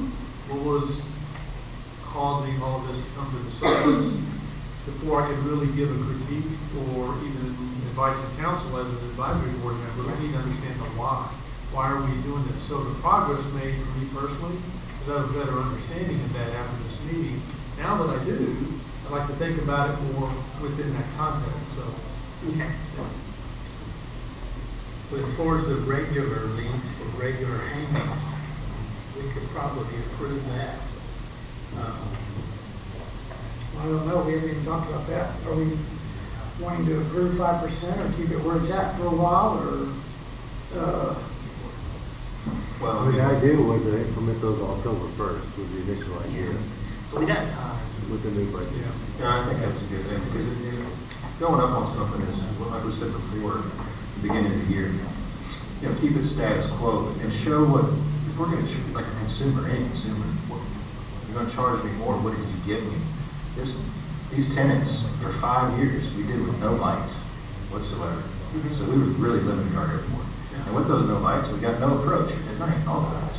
So you couldn't even use the airport at night, for you had to do an approach.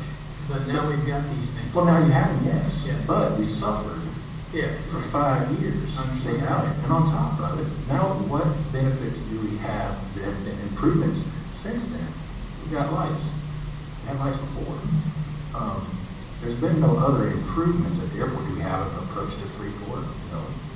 Do we have, better surface areas? Do we have, there's just not, Is the night authorization back? I don't even know. Yes. It is back. It is. Okay, that's back.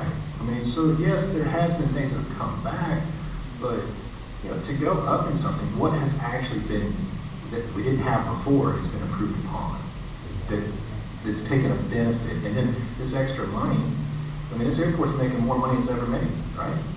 True. It has.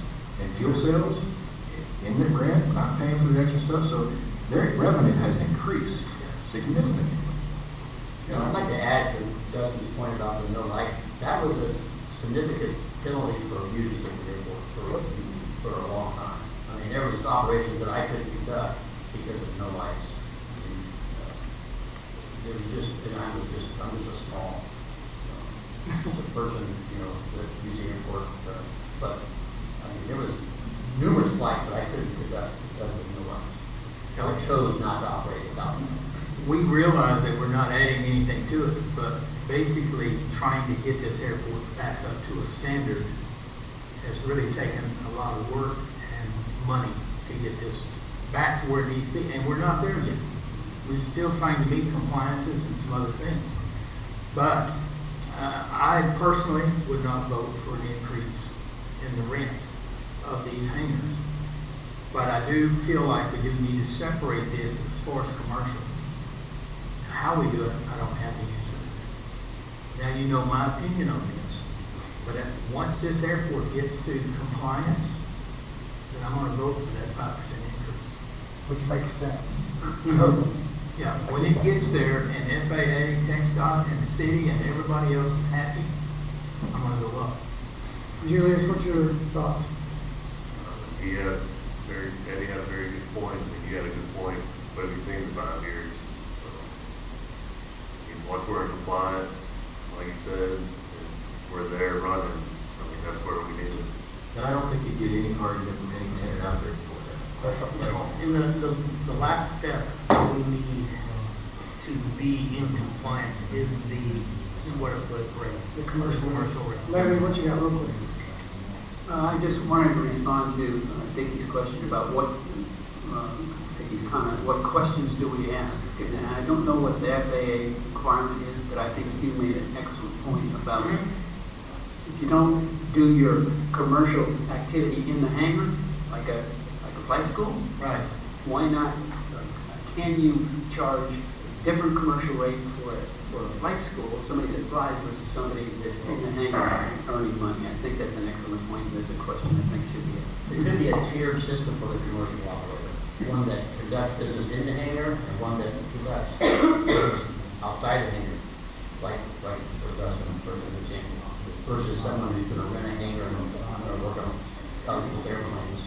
And since we're still moving forward, I mean, we're gonna keep moving forward on this. The best thing about all of this is they're gonna be here in July, and everyone's invited to the in-brief and to bring every question that you have. So, just moving forward on this topic. To my understanding, we don't, as of right now, we need to work on the commercial rate, but we're not recommending the 5% for right now. That's where you're at, Julius, is that correct? Everything I've heard, I think that's where we stay. Eddie? Yes. Bob, I'm sorry, Bob. What you're saying, not considered class. Not considering, okay, so the next question, so the 5%, we want to postpone until we're all in compliance, everybody's good, and everybody's okay with the 5% increase. The commercial rate we need to continue working on. Is that correct? We're right on everything? Yep. Julius, yep? You good? Good. Okay, so,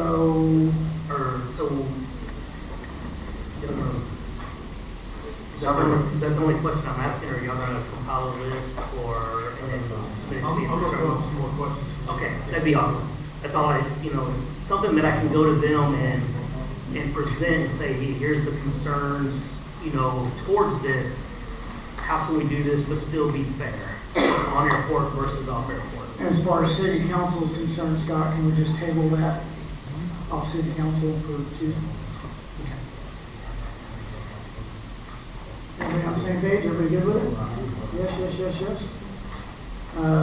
That has kind of taken care of 7 and 8, is that correct? Oh, they're my favorite one next. Is that, no, I want to make sure we're clear on this.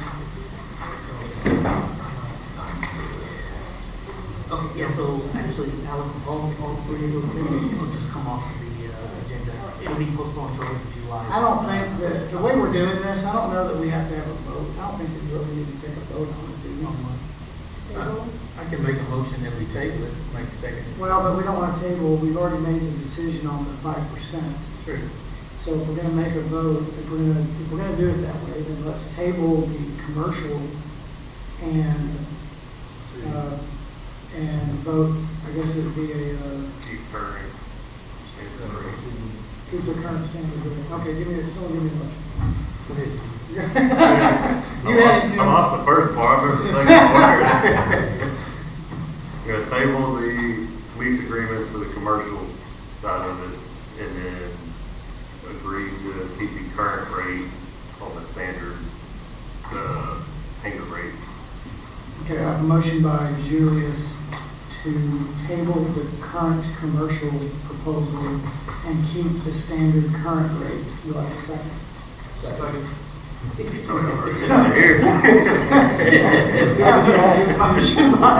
A motion by Julius, a second by Greg, or Hugh, whoever. And any more discussion? Any good? All in favor? Aye. Motion passes unanimously. That takes care of 7 and 8. Number 9. July's FAA land use audit and hangar inspection. Vicki, tell us about it. Yes, so I put in there, you got a copy of the letter. I just wanted you to review it. I plan on emailing this out to every tenant on Monday when I come in to give them a heads up of what the FAA is looking for and what I need. Okay, and I think the number one question on this, is FAA going to come out looking at inside every single person's hangar? Yes. That's what they told me.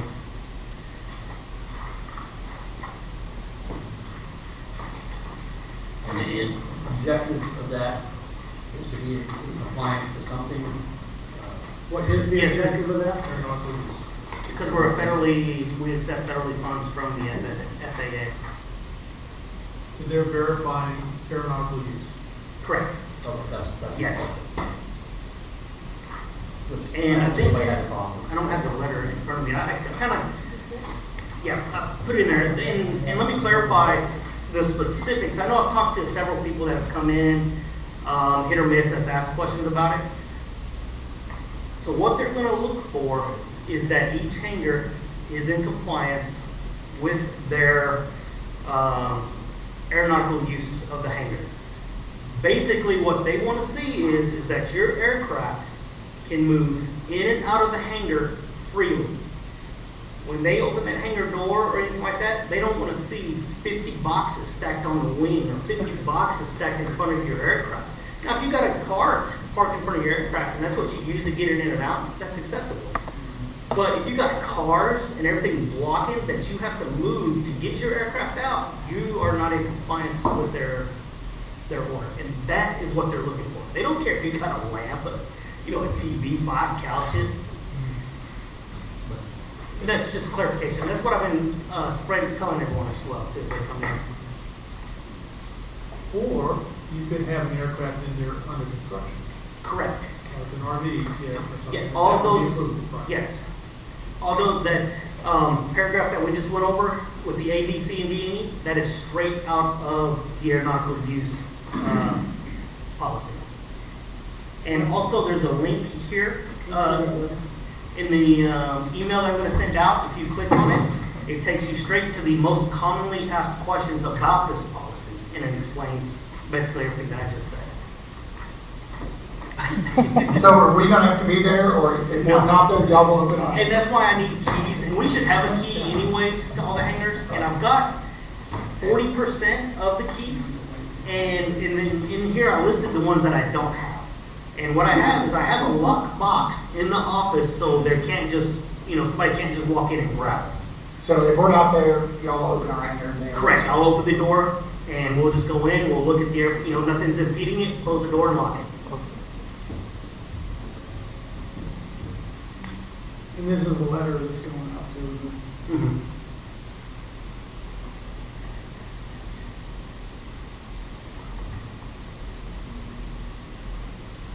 Any more questions? I don't think we need to take a vote on anything on that. Any more No, it's questions just on for that? FYI, and then that way, You have- because I know y'all speak to more members than I do at the airport, so if you see them, you can kind of clarify what we're looking for.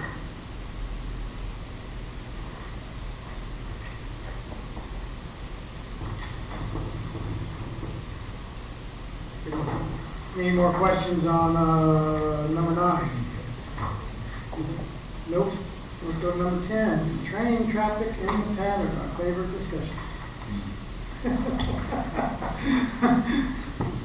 I was a victim of it today. Okay. So we have done a little bit of calling around on this. I don't know if we have all the answers, to be honest. Good. Okay, so our airport is governed by the 5196 project.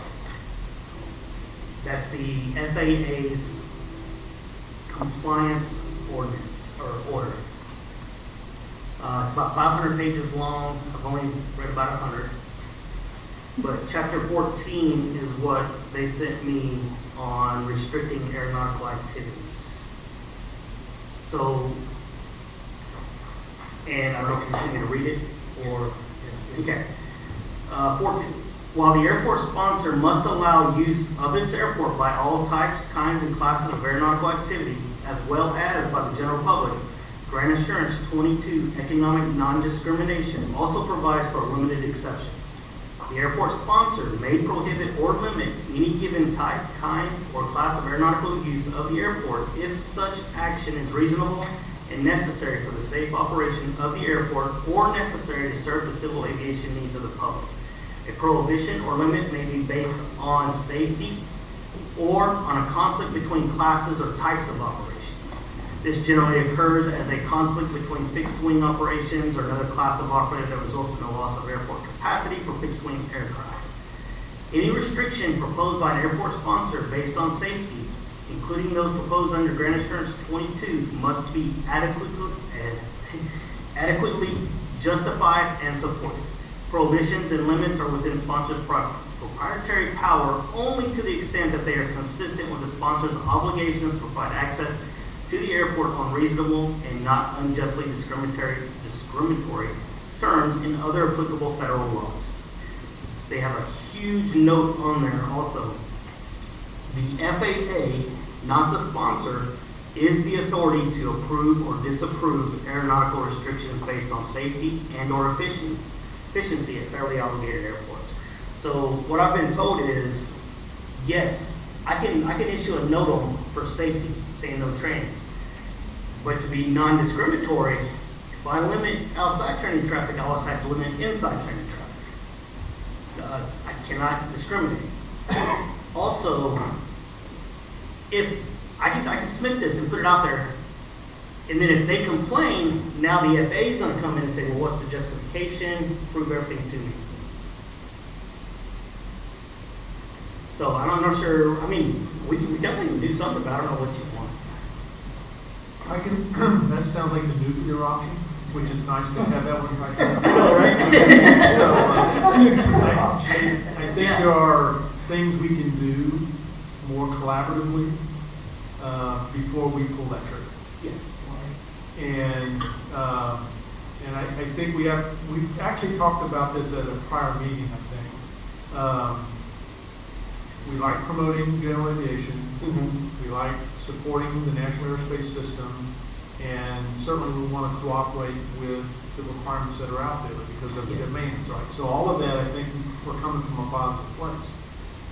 Now, if we close the doors at Cleveland, we have a community impact I think we should properly be mindful of, meaning where those airplanes going to go? They'll go somewhere, right?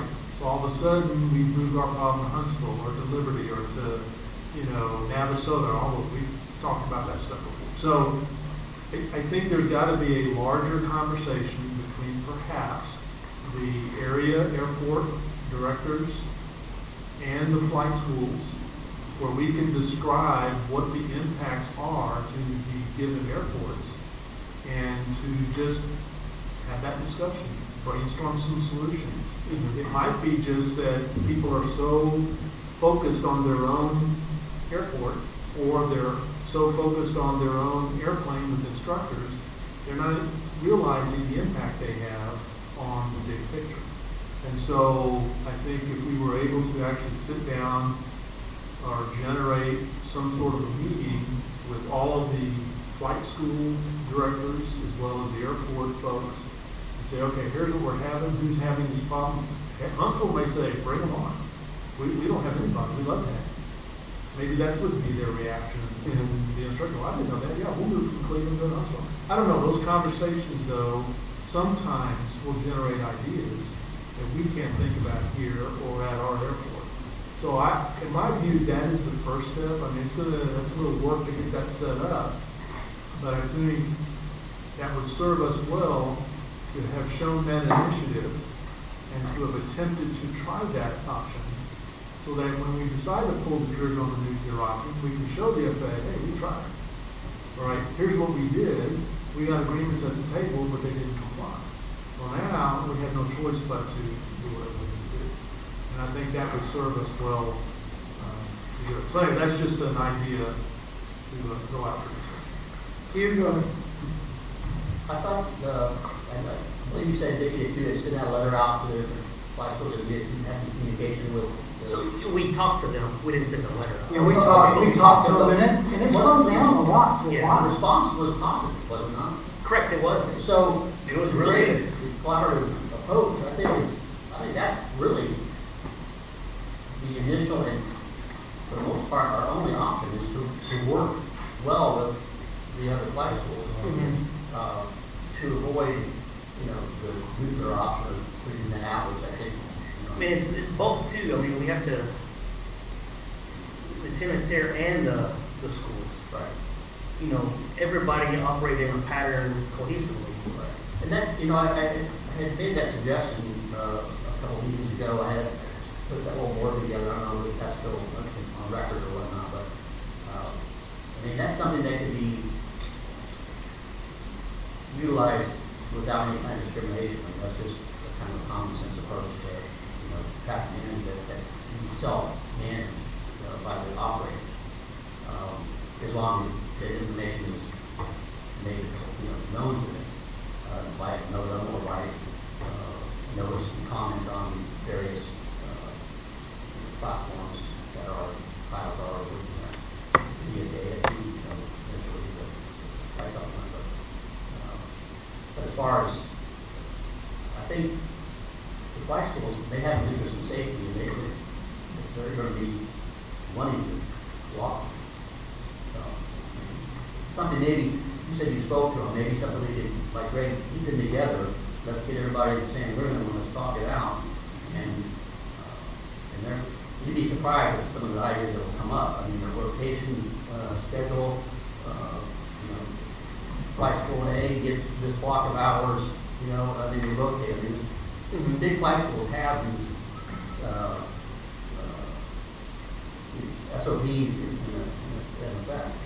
So we did, at one time, we did call the schools, Vicki and I did both, and it did slow down, but obviously it was temporary.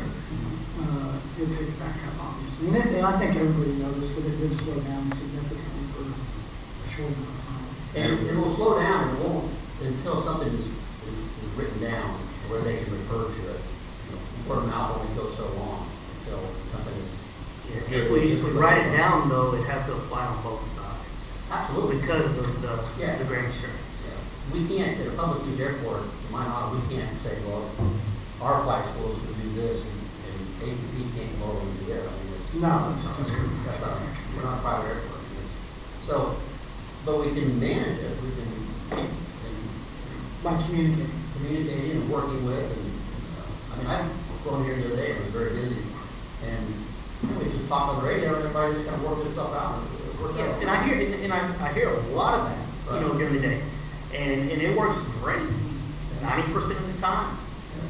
It's just, a couple of days, I don't know what, maybe there's 6 or 7, 8 aircraft in there, or I don't know. I'm not a pilot, so this is where we relate, from y'all for ideas on this. But there has been some significant safety issues.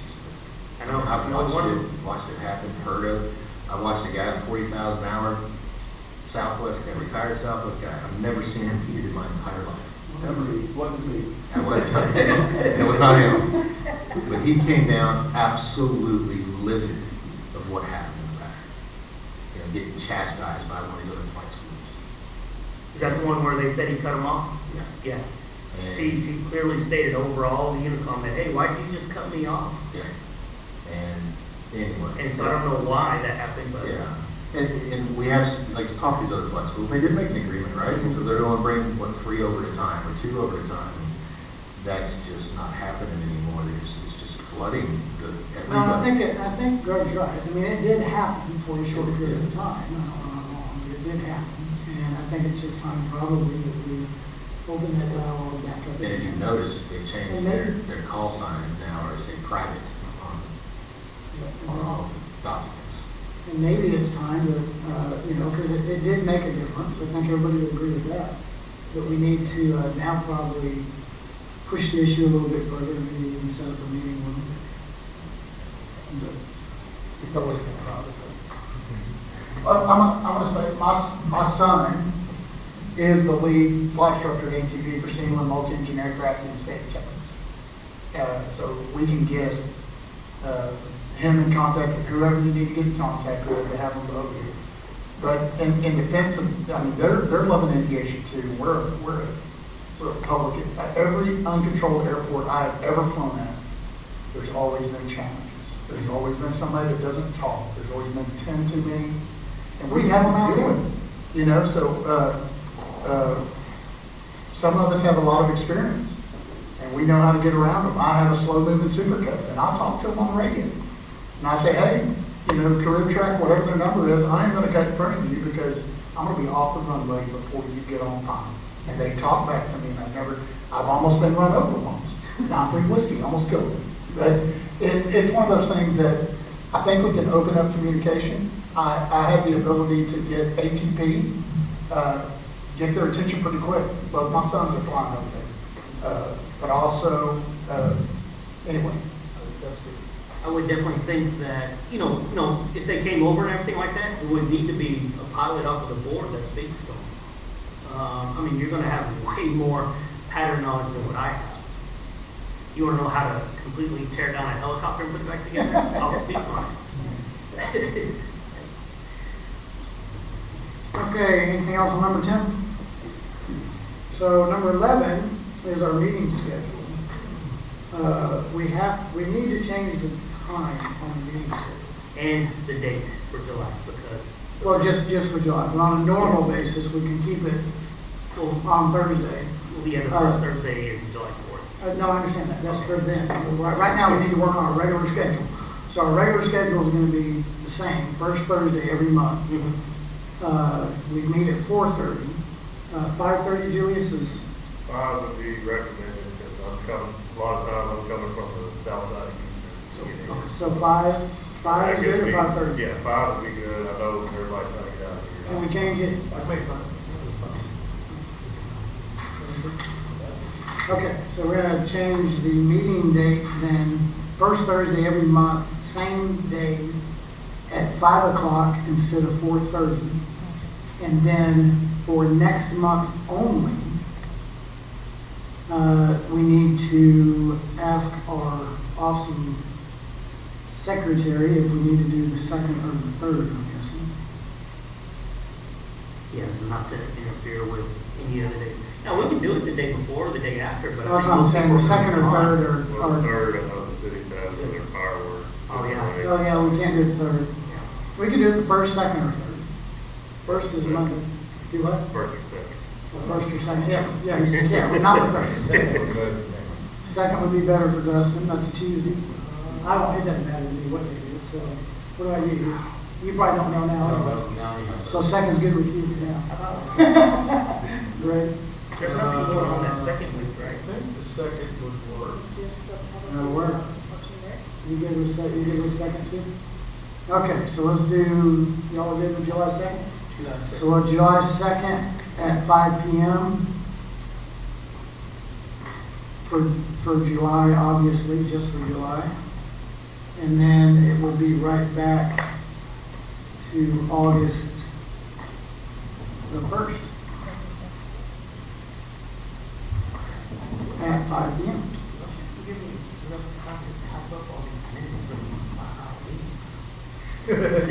Got a motion to adjourn? I was thinking about it. You have a motion to adjourn, a second? All in favor? Adjourn.